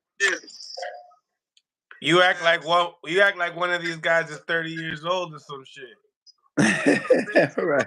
Struggling making 26. 26 is being a head to the make on Ray Ford. I see it. I see it happening at 40. You see me and Ray Ford happening at 40? Yeah. Yeah. There's so many other bigger fish out there besides him. Because I think they're gonna want to build that fight. Listen, for him and Ray Ford to fight, right? Ford say he's going to 40 for sure. They right down the street. They right down the street from each other. You gotta pay that bread. Maybe 35. Maybe 35. 35. I could see it being 35. I could see us probably meeting 30, That's 35. too much. That's too much marinating. Okay. Hey, so me just being honest, I don't want to see it right now, and I'm not even sure I want to see it later. I would want to see Shu Shu against one of the big, like not. And Ray is my little homie. It's because they both are your boys. I understand. They both I love them. Them both my little brothers, man. So I don't want to see none of that shit. Yeah, but I want them to be millionaires. Millionaires, word. Word. Life-changing money, bro. That's a fact. That's a fact. Nah, but Ray gonna win this chip though. He gonna win that belt. I ain't gonna cap. I see him beating dude. I love Shu Shu in this day, and I want him to run down on him, man. Nah, I got it here.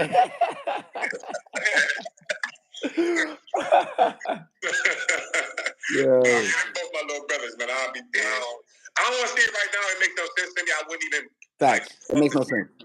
Yeah, I don't have no interest fighting Ray Ford like right now. I ain't got no interest fighting that dude right now. Like, but I do wish him the best coming up this fight. I was doing film study on him, and I was doing film study on his opponent. I do that with a lot. I do that with a lot of people. You know what I'm saying? When there's like good fights coming up, or just people in my weight class, whatever.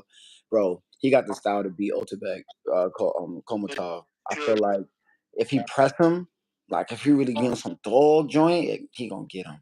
He gotta press him. Crazy. That's how Ray spar. And when Ray fight, he get into this boxing crazy hit, and I want to get his style. But he don't get hit in sparring, and he walk the shit out of the motherfuckers.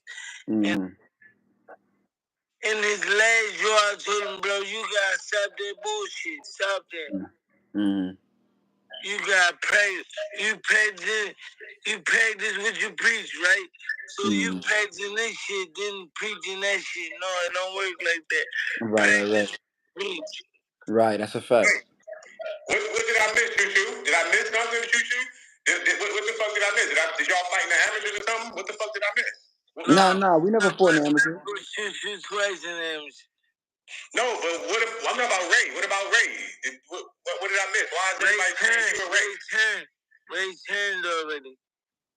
Okay, so I was just wondering why everybody's saying you wouldn't. No, they were just brought up. They just brought up because somebody asked in the comments. They was like, "Yo, Shu versus Ray." Like, you know what I mean? Like Super how chat gotta pay these bills, man. Yeah. All right, I see now. It makes sense. Okay, fuck all that. Look, hey, Shu Shu, check me, right?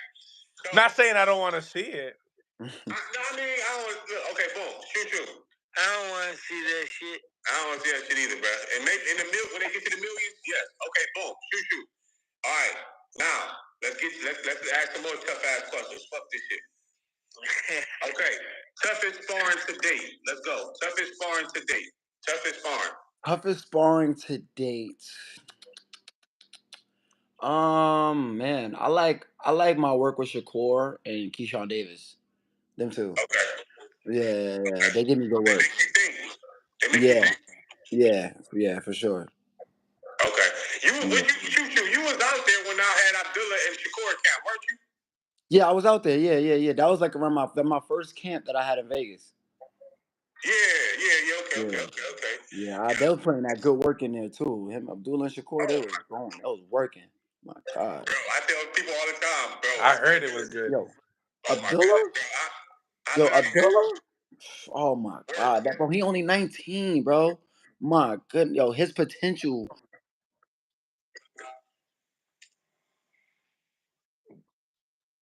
Yeah, Abdullah. Yeah. No, Right.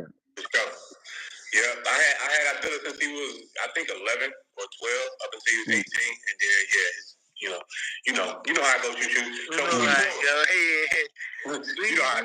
it go. That sounded like a conversation from yesterday a little bit right there. That's what that sounded like when you just said right there. How about this? How about this question?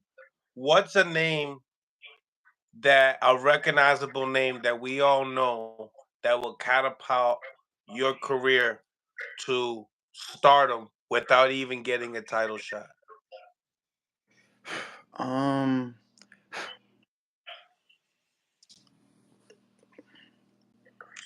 What's main event worthy? Probably Robesi. Okay, I can see that. Sounds nice. Probably Robesi. And we can make it happen. What do you think? How do you see that fight playing out, Shu Shu? Listen, I spar Robesi a lot of rounds, so I know what's up. Damn. I'm gonna keep it like that. I heard some confidence in there. I ain't gonna lie. Yeah, I know what's up. Oof. I think I know what's up now too.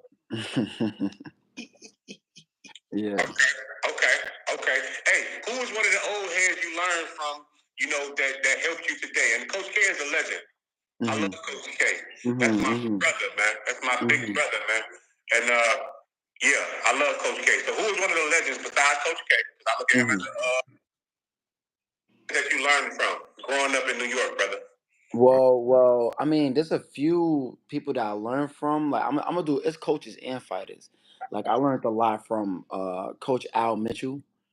Oh man, like Coach Al Mitchell, that man right there. He's a guru. He's the guru of boxing for real. I see Bozy Ennis. Learned from me that man. He's crafty, super crafty. I learned from guys like Zab. I learned from like Tyson. He tell me things from time to time as well too. Junior Jones teach me a lot. Mark Breland taught me a lot. And been around some. Yeah, man. But yeah, those are the things. Those are the notable. Oh, Daniel Jacobs, Luis Collazo, even Curtis Stevens. You know what I mean? I was learning some things from him. Like I was a huge Curtis Stevens fan when I was coming up in the amateurs. Little kid, he was undefeated, chin checkers. Oh, bro, learned a lot from him. Those are some few people that I learned from coming up though. Okay. I got another tough question for you. I got another tough one for you, Shu Shu. Okay. Shu Shu, can you please give me at least 3 to 4 things or 3 to 4 people, if you you will, that will make up a perfect camp. What makes a perfect camp, Shu Shu? What The perfect camp? Yeah, a perfect camp. What makes it? Because I seen a lot of comments saying Shu Shu ain't worried about money. Shu Shu ain't, his camp is tight and all that extra stuff. So I want to know what makes a perfect camp. Like not a camp like you go coaches, nutritionists, PC. I want to know that. Like, All right, so to be honest, that's not even really a tough question because I keep my circle real tight. I don't need too much people. You know what I mean? And it's certain type of people that I have that keep my mental right. You know what I mean? Obviously, number one is my fiance. My fiance, she keep me tight. She's a part of camp. Like she get my food ready. She keep me mentally stable and you know what I mean. She keep me motivated and all of that. So she's number one. And then I got Coach K. So she's in camp with you? Yeah, she be in camp with me. Yeah. Damn, and you have to deal with that shit. Damn. no, Nah, you don't even know what I'm You know what I mean? Like to know that your girlfriend's there and you can't have sex with her and stuff like that. That's Man, I be good though. I ain't gonna lie, it's good though because we be on the same type of timing. You know what I mean? We have that understanding. Like it just is what it is. I mean, we lock in together. She be doing her workouts and all that too. She working out 2 times a day. So we be grinding together. So it's not like, you know what I mean, like I'm doing my thing and then she just at home just feeling her thing and then she's you know what I mean? sweatsuits only, no tights, baby. Like we know what we doing. Yeah. Nah, it's the truth, man. The sweatsuits ain't stopping that. See? He don't live by the code, the boxing code. He's one of them. He's one of them, bro. But Shu Shu, that's amazing, bro. I want to hear what you got. I want to hear you finish because you stopped at Coach K. But I want to add this, bro. A freaking amazing wife or a woman. People do not understand. In the 70s and the 60s and the 50s, we understood how amazing women and how powerful women are. Now we don't even freaking understand it. You understand? So I'm saying that to say, bro, that's freaking amazing, bro. My son loves my fiance. That's right. If she misses a fight, he will lose his fucking mind. Yo, so with that said, I understand it, gang. So I'm ready. Okay, Coach K. Yo, Rel goes, they be grinding. What kind of grinding? Yo, Rel. Yo, Rel, you crazy, Rel. Yo. Hey, Rel just woke up and Jorge, he just I'm just like that, bro. I'm just like that. Yeah, you stupid, dude. Getting into the super chat, La La D, thank you for the $2. Shu Shu. What kind of grinding y'all be doing? What kind of what? He said, "What kind of grinding we be doing?" Man, we be focused on training. Get out of here, Rel. Rel's crazy. Go ahead, hey, you tell me how to do it. Yeah, so the thing about Shu Shu, bro, is I know he's serious about this boxing game, you know what I'm saying? And to see how far him and his father came and how long it was set for goal in the amateurs and to capture that goal and to turn on his pro, still be as tight as a rock, you know what I'm saying? And you know what I love about his dad? His dad is the head forefront, but his dad take him wherever he needs to go to get what he needs to get. Yeah, I hear good things about his pops. And that's one amazing thing, man, to put the money behind that kid or the time, the attention or whatever. And you know what I love about Shu Shu? Shu Shu paying it back by giving it all he can. You know what I'm saying? That's real. All he can. And his father can't ask for nothing more. Nothing more, bro. No money, no nothing can pay him back more than the time, the focus and everything that you put in there. Salute, boy. Keep up the good work. Y'all doing a great job. Thank you. There it is. La La D, thank you for the $2. Shu Shu, you think you can see Gary Russell Jr. at 126? Question mark. Like I said, Shu Shu, I'm just trying to pay the bills. Man, listen, bro. You know me, bro. Browns will never ran, never will. I want to fight. I'll fight anybody, you know. But I will say the interest. Yo, Who asked that question, bro? La D. La D, he just said in the interview he ain't somebody's kids, man. He's ferocious. I'm the best ever. Yo, bro. Yo, crazy, Yo, bro, stupid, bro. You gotta love Rel coming in here bringing some light. Word.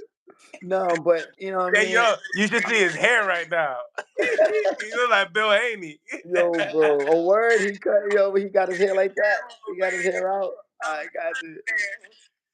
No, give him Junior, man. He been out too long, man. No, I will say the interest of that fight is real low. Like I ain't gonna lie to you, it is. It's real low, but you know, it's a fight. You know, I fight anybody. It just is what I'm just a fighter. I want to fight. I want to fight the best.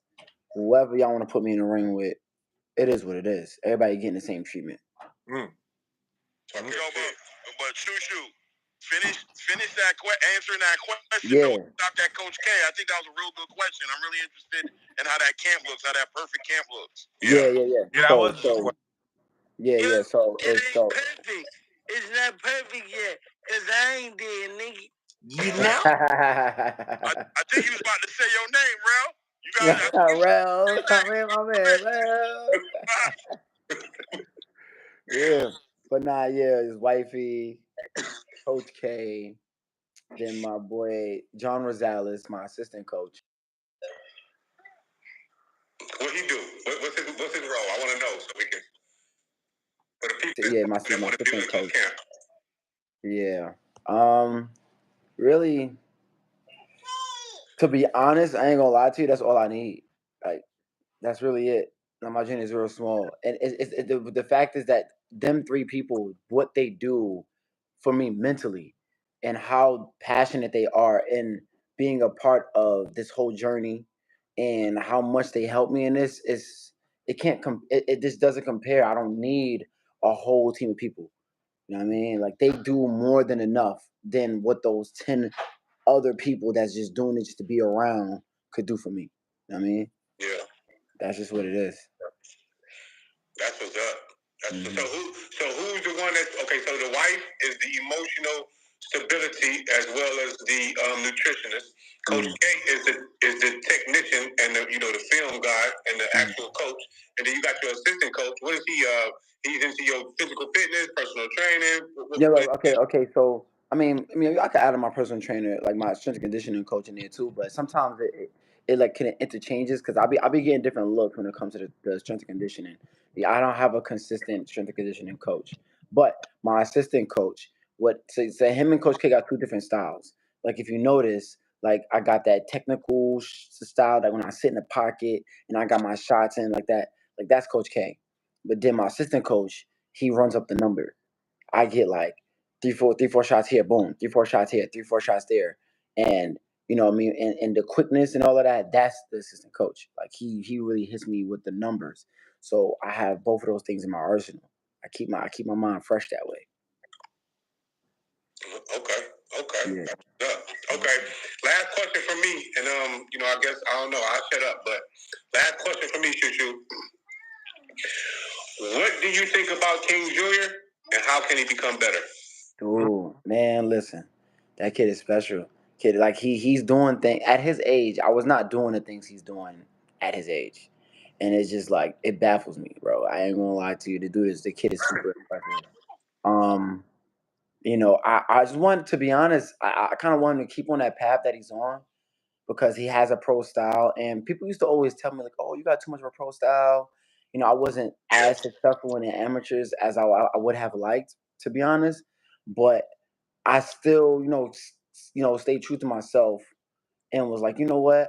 I'm gonna still keep my pro style because it's gonna matter in the pros when it's time to make that money. So keep him with that pro style. Make sure, like, if you want him to, continue to win these tournaments or whatever, do what y'all need to do to win these tournaments, but continue to keep that pro style. Do not. I done seen too many guys that's doing so good in the amateurs. That's super lit in the amateur. They turn to pros and they get washed up because they just got the amateur style, and it's super hard to get them out of it. You know what I mean? So keep him in that pro style. Dude, reaction is good. Jab is good. You know what I mean? I don't know. Honestly, probably if anything, a little lateral movement, footwork, feints. Add a little bit more feint, I would say, because the feint is just as important as a jab. You know what I mean? I feel in my eyes. You know what I mean? I feel like the feint, you don't really have to open yourself up to or maybe take no chances to make a dude's rhythm get off. You can still be effective by hella feints, foot feints, hand feints, shoulder feints, all of that. You know what I mean? Okay. Raising the physicality. These little kids don't know how to really be physical.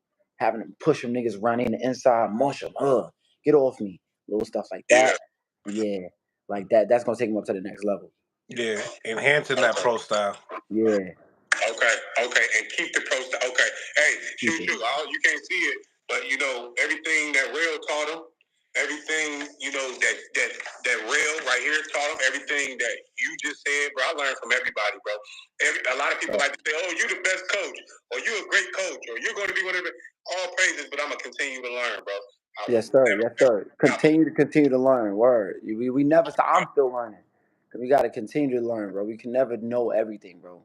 Ever. That's a fact. That's a fact. Oh yeah, we're gonna take that. I got it written down. I got footwork, feints, and more lateral movement, and keep the pro style. Because sometimes, as you already mentioned, it's hard as hell, bro. When King clearly won his last fight, bro. Clearly won it, and they took it from us because the boy threw a lot more punches, man. And he just bro. Listen, we only got 3 rounds. So it's not really much. He can't really get deep in his bag to really show like how nice he is in these competitions for real. And I done had so many of those type of losses, bro. Like trust me, I done beat dudes, touch dudes up, hurt them, dropped them even, and I still lose the fight because a kid threw more punches or he was being aggressive. Like, no, bro, like I'm in here touching him up. He ain't touch me at all. Like, it's ridiculous, you know what I'm saying? So listen, all of that ain't gonna matter. Like I don't be thinking about what like the amateurs like that for real. Once you cross that pro threshold, man, he gonna be in his living room chilling. Like that's what it is. That's how comfortable he gonna feel in that ring. Like he in his living room chilling. I mean, so keep that. And yo, another thing for you, a word of advice for you. Okay. There's gonna be phases that he's gonna go through in his life, right? Obviously, young teen, older teen, he's gonna be turned to a grown man. He's gonna want to start doing other things on his own or whatever. Don't be, because a lot of dads do this. Like, don't be too tight on him. You know what I mean? Like give him little room to make mistakes. Even though I know it'll be hard for you to watch him to make mistakes because that's yours, that's your little man. But let him grow, let him learn his mistakes on his own, so he'll be able to, take accountability and get back and stay focused on what he got to do. Because like a lot of the outside stuff, like girls might become a thing. He might want to start hanging out more with his guys, and that's gonna happen. That's natural. That's gonna happen. So the natural that pull, like you don't want him to pull away from you. Like I almost had a little back and forth with my dad with that. A lot of boxers have their little back and forth with their dads when it comes to that. It happens. So when that does happen with you, be real, just be real gentle with it. You know what I mean?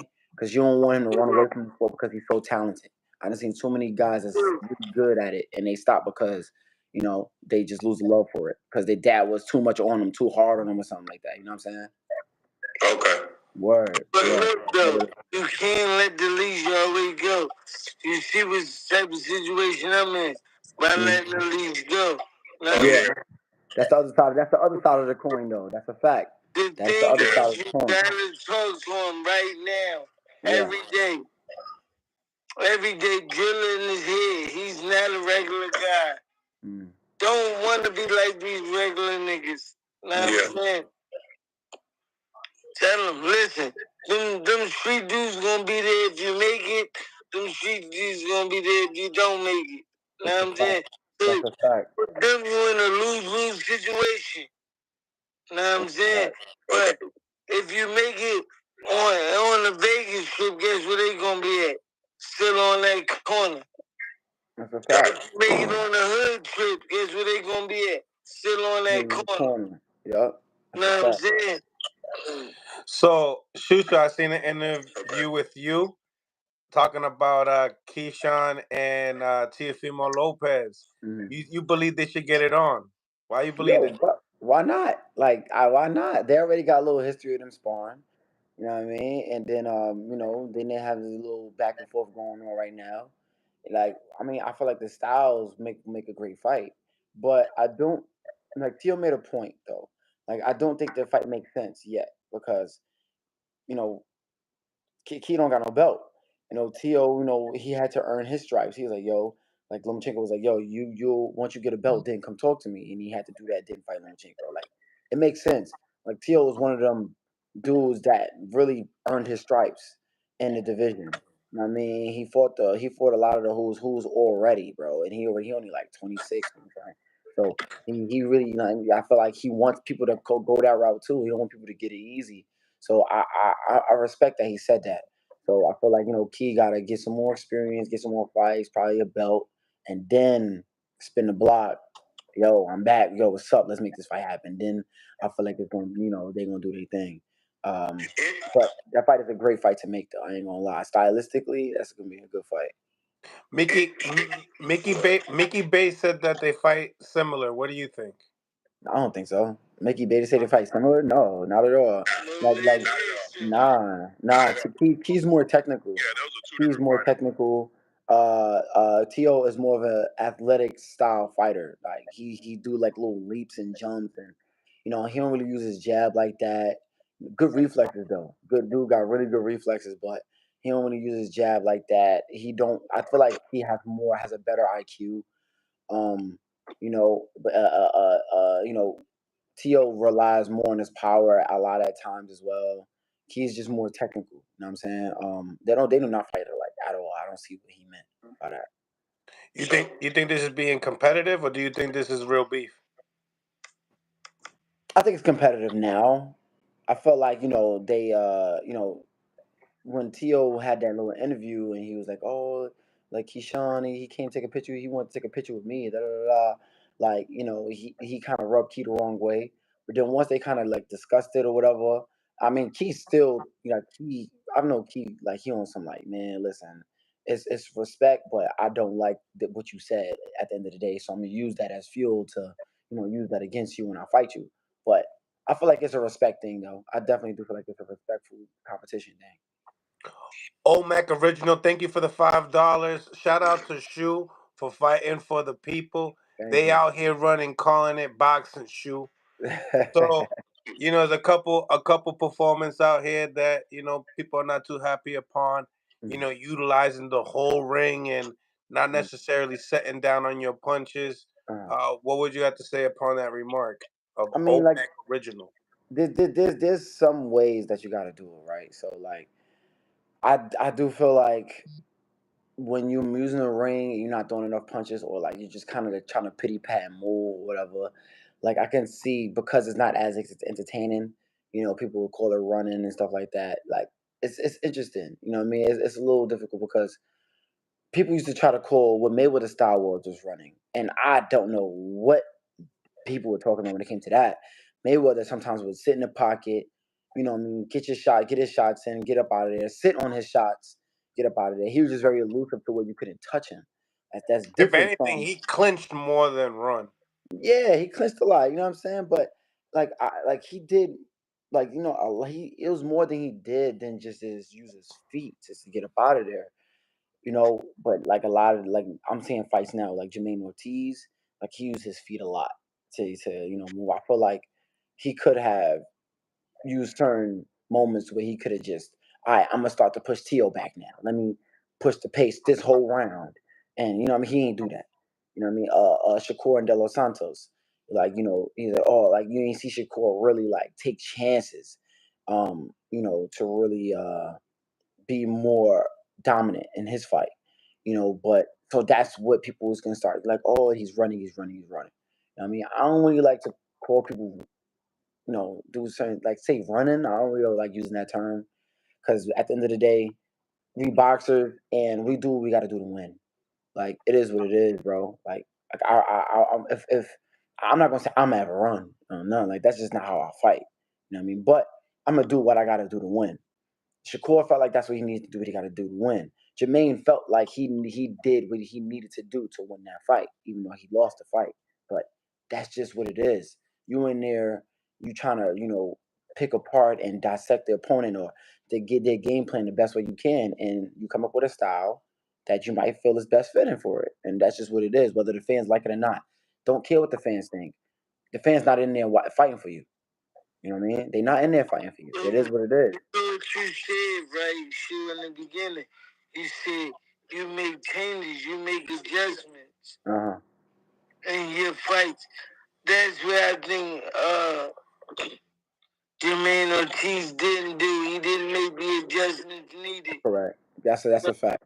That's a fact. After boxing T.O., he, for a couple rounds, he should immediately notice that I'm the stronger guy. I'm the faster guy. Immediately. I'm the stronger guy. You know what I'm saying? Yes. And I'm winning every battle, even inside and out. And he never changed. Jay, I know you was trying to get something out. Yeah. No, real quick. Shu Shu, say that the fight is bruised and it's cooking. I'm talking about the Keyshawn and Tiafimo up until the point that you mentioned. Who do you have winning? Not now, but when it bruised and it's. Okay. So I want to say that Tio has the experience over Key. Tio shows up when it's time to show up. I guess, like in terms of, let me say, Tio shows up when time shows up because he did his thing against Josh Taylor, and he really shocked the world against Lomachenko. He stopped Richard Comey in the first round. So he really does some surprising things when it's time from the fight. Those challenging fights. You know what I mean? I feel like Theo he locks in pretty well in those type of situations. But then I also feel like he, in the time that it takes for this fight to brew, even right now he's a big problem for Theo, but the time that it's going to take for the fight to brew, he's going to be even worse. He's going to be even more of a complete fighter. I honestly don't know who's going to win that fight. I ain't going to lie to you. But I do feel like he has an edge because he is more technical. He's more tactical in his movements, and he's more calculated. Like he'll adjust. You know what I'm saying? Tio has a hard time adjusting. That's one thing that Tio does not have, and that might be the downfall in the fight with him too. He does not adjust well. Yeah, definitely. Now, we got here April 20th, Ryan Garcia, Devin Haney. Is it a big fight? Do you think that this fight's happening on that date? Who do you favor? Ryan Garcia, Devin Haney. I will say, granted, this is way back in the amateurs, right? But at the same time, they still kind of show shades of themselves, like their styles from the amateurs. And when they did fight, man, it was an action-packed fight. It was very back and forth. But I think that Brian just knew when to step on the gas. But now, this is a new day and age. Devin is more of a complete fighter. He has the most confidence that in his career that he's ever had. And Ryan is on a decline. Ryan is on this is post Tank Davis. Even Ryan's last fight wasn't impressive. This is gonna be something that's gonna be really interesting for the fans. I feel like Devin has an edge. Devin definitely has an edge in this fight. I do feel like, stylistically, this should still be interesting. There should be some back and forth. But Devin has an edge in this fight. Devin might win this one, but Ryan still, he has a little player to play in this right now. So it's still gonna be an interesting fight. I feel like Ryan could do what he needs to do to get the victory, but Devin edges this. And this is for the coaches too. A question for the coaches and for Shu Shu. Derek James has more than enough time with Ryan Garcia. Does it matter? Do people shame Derek James if he can't make adjustments with Ryan Garcia after watching him, do that Ryan role in his last performance. What do you think about that situation as far as Derek James is concerned? Um, you know, you know, I don't want to blame the coaches. People always want to blame the coaches when, like, fighters do something wrong, whatever, like that. I know Derek James did not tell him to do no shoulder roll, bro. That's Yeah, not he in said Derek it. James' He style, said he bro. didn't know it. Yeah. That's not. I know what I'm saying. So you can't blame Derek James for nothing. At the end of the day, Ryan Garcia is gonna always have the final say so of whether he was gonna shoot a jab, right hand, or a hook. You know what I'm saying? Like, so Derek James is gonna do the best as he can to train him and do this, and kind of like keep him focused and structured. But Ryan Garcia, once he gets in certain situations, he has the final say so, bro. You know what I mean? You can't blame the coaches, man. Like Ryan Garcia, he got to stay locked in and stick to the game plan. That's just what it is. Coaches. I told you, Ryan Garcia is uncoachable. Uncoachable. Rel said it. I believe that his success from social media transferred into his boxing career. He made some money, and he just think he'd do what he want to do. Jay? I don't know Ryan enough to say he's uncoachable. I trust Real with a lot that he says, so he must know something that I don't know. Correct. Word. I will say that with a fighter like that does not hold the technical foundation of boxing, if you will, I will say that it would take a lot more than one camp to get him set right. So I don't blame Derek James. Yeah. I do blame the timing, if you will. So you give him a little more time with him, maybe Derek James. I like to believe that if I get a fighter, automatically I'm training him. But automatically I'm changing him. But I don't know. Can I ask a question? Oh, yeah. For all the coaches in the room, and Shu Shu could tap in on this too as well. I got two questions, and I really thought about this last night after I talked to Rel last night. He said what he said, and I asked Rel. You remember I asked you, what would you do with Ryan Garcia if you got Ryan Garcia, right? And you gave me, you basically said that you was gonna make sure that you and him got in sync before you put him in any big fights, right? Yeah. Now, holding that to be true, is Derek and holding Ryan Garcia to saying that he's allowing Derek James to pick his fights for him. He said that in a press conference that he's allowing Derek James to lead him down the path to victory, to being a successful boxer. Is Derek James choosing Devin Haney for Ryan Garcia's next fight? Oh man, I think it was a meeting and they all agreed on it. So Derek James must not subscribe to the same mantra you do. Either I'm saying, as far as, like, do you think him and Ryan have gotten on one page at this point? You know what I feel like? It might be like that. Who knows? But I feel like the argument to be made to see that it might be like that is because Ryan has been showing that he has lost trust in a lot of people. He's been backstabbed. He's been expressing how he's been backstabbed by certain people and whatnot. In a recent history, so he might want to cling onto somebody really bad to want to trust.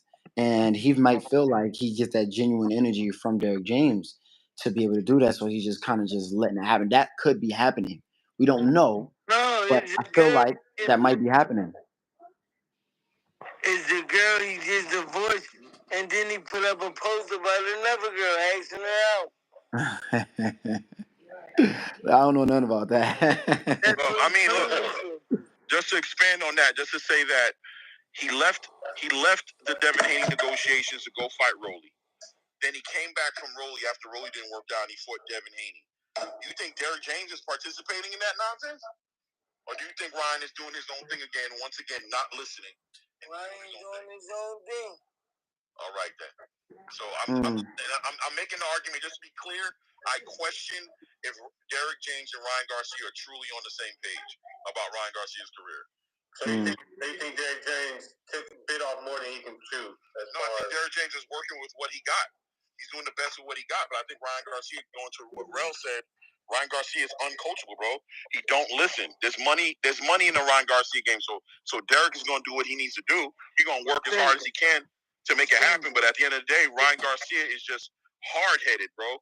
And I'm using that example with the Roley and the Devin Haney situation to say I don't believe Derek James co-signed that nonsense. I don't think that's Derek James' style to be in the middle of negotiations with Devin Haney and then all of a sudden be running around the block with Floyd Mayweather. Then the next day be like I'm going with Roley. Then Roley play around and now he back in there with Devin Haney. I don't think that's Derek James' speed. I don't think he play like that.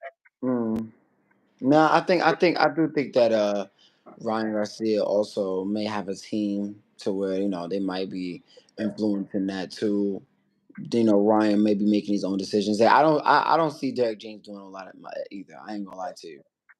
Yeah, but he said I'm gonna let Derek James from now on. Derek James is gonna be picking my fights. He said I'm letting Derek James. I'm doing something I've never done in my career. I'm letting my trainer Derek James lead the way, and either he's a liar or he's compulsive. He can't help himself but to make decisions without consulting the person who he put. And I'm wondering what that's gonna look like. And the only reason is the big deal is what does that look like in the ring? You know what it looks like? A California roll. That's what it looks like. That's what it looks like in the ring. I agree. With cinnamon on top. It looks like a taco shell, or if you guys want to say it's a Philly shell, but that's what that looks like. Yo. Rel, was that from Philly? Was that from Philly, Rel? You know what that looks like? That looks like Derek James going, what are you doing in there right now, bro? Stop that. That's what that looks like. Yes. Okay, what Philly roll? I'm sorry. What California roll are we talking about here? What you know damn well about? You better stop right now. The same one that Shu Shu did on Friday. Nah, just kidding, Shu Shu. Don't put me on that category, Mills. Don't do that to me. Nah, y'all crazy. That was that ain't no New York joint. I'm just fucking with him. Hey. Seriously, I don't want to put you in the middle of no controversy like this when we make Yeah, man, don't put me in that. I don't want to do that. No, I'm dead serious. I don't want to do that. But to just get back to being very serious, the man seems to have a problem following instructions or allowing anybody to lead him. And I just think in a fight with Devin Haney, which is probably going to be his most competitive fight, I feel like this is not the place to have that type of mindset. That's what I'm saying. Yeah. Your boy Roley and Pitbull though. What's gonna happen with that, Shu Shu? I feel like Pitbull is a beast. He's a scary dude in the division, and I feel like I don't know how Roley's gonna be able to deal with that. This is post Tank Davis Roley as well too. He might be a little wary when he feels some power. We saw how he fought Barroso. It might not be. I doubt they're gonna do this. Like the ref gonna do the same thing against Pitbull. So yeah, I don't know how the fight is gonna go. I think Pitbull might edge him in this fight for sure. Hey, but fellas, listen, I gotta clock out. Yo, I appreciate y'all for having me. Absolutely. It was fun. We gotta. I'm more than happy to do this again. You already know how we rock. Appreciate you, Bruce. Real talk. Shu Shu, right quick, Shu Shu. I appreciate the time you spent with us. My bad for putting you in the middle of them jokes, man. I know. You good. You good. Man, listen, you good, man. I ain't worried about none of that. Hey, listen, everybody that's watching right now, everybody follow me on my Instagram, Bruce _Carrington. My Twitter is B_Carrington1. And also, y'all go on to hit the link in my bio and my Instagram. Y'all get these Shoe York City shirts. Got the Shoe York City, man. Listen, we taking over. We taking over the whole city, New man. city. Yes, sir. Yes. Shoe York City, no man. more. I'm about to go cop right now. Yes, sir. Please do. Hit the link in my bio and my Instagram, man. Then y'all go ahead and happy shopping. All right, my guy. Well, we appreciate you, Shu Shu, for tapping in with us, my guy. Thank you, man. I appreciate y'all. You already know. God bless. All right. So you already know, ladies and gentlemen, it's Mill City Boxing, home of the high-level pro boxing media, the Fighters Channel, the Trainers Channel, the People's Channel.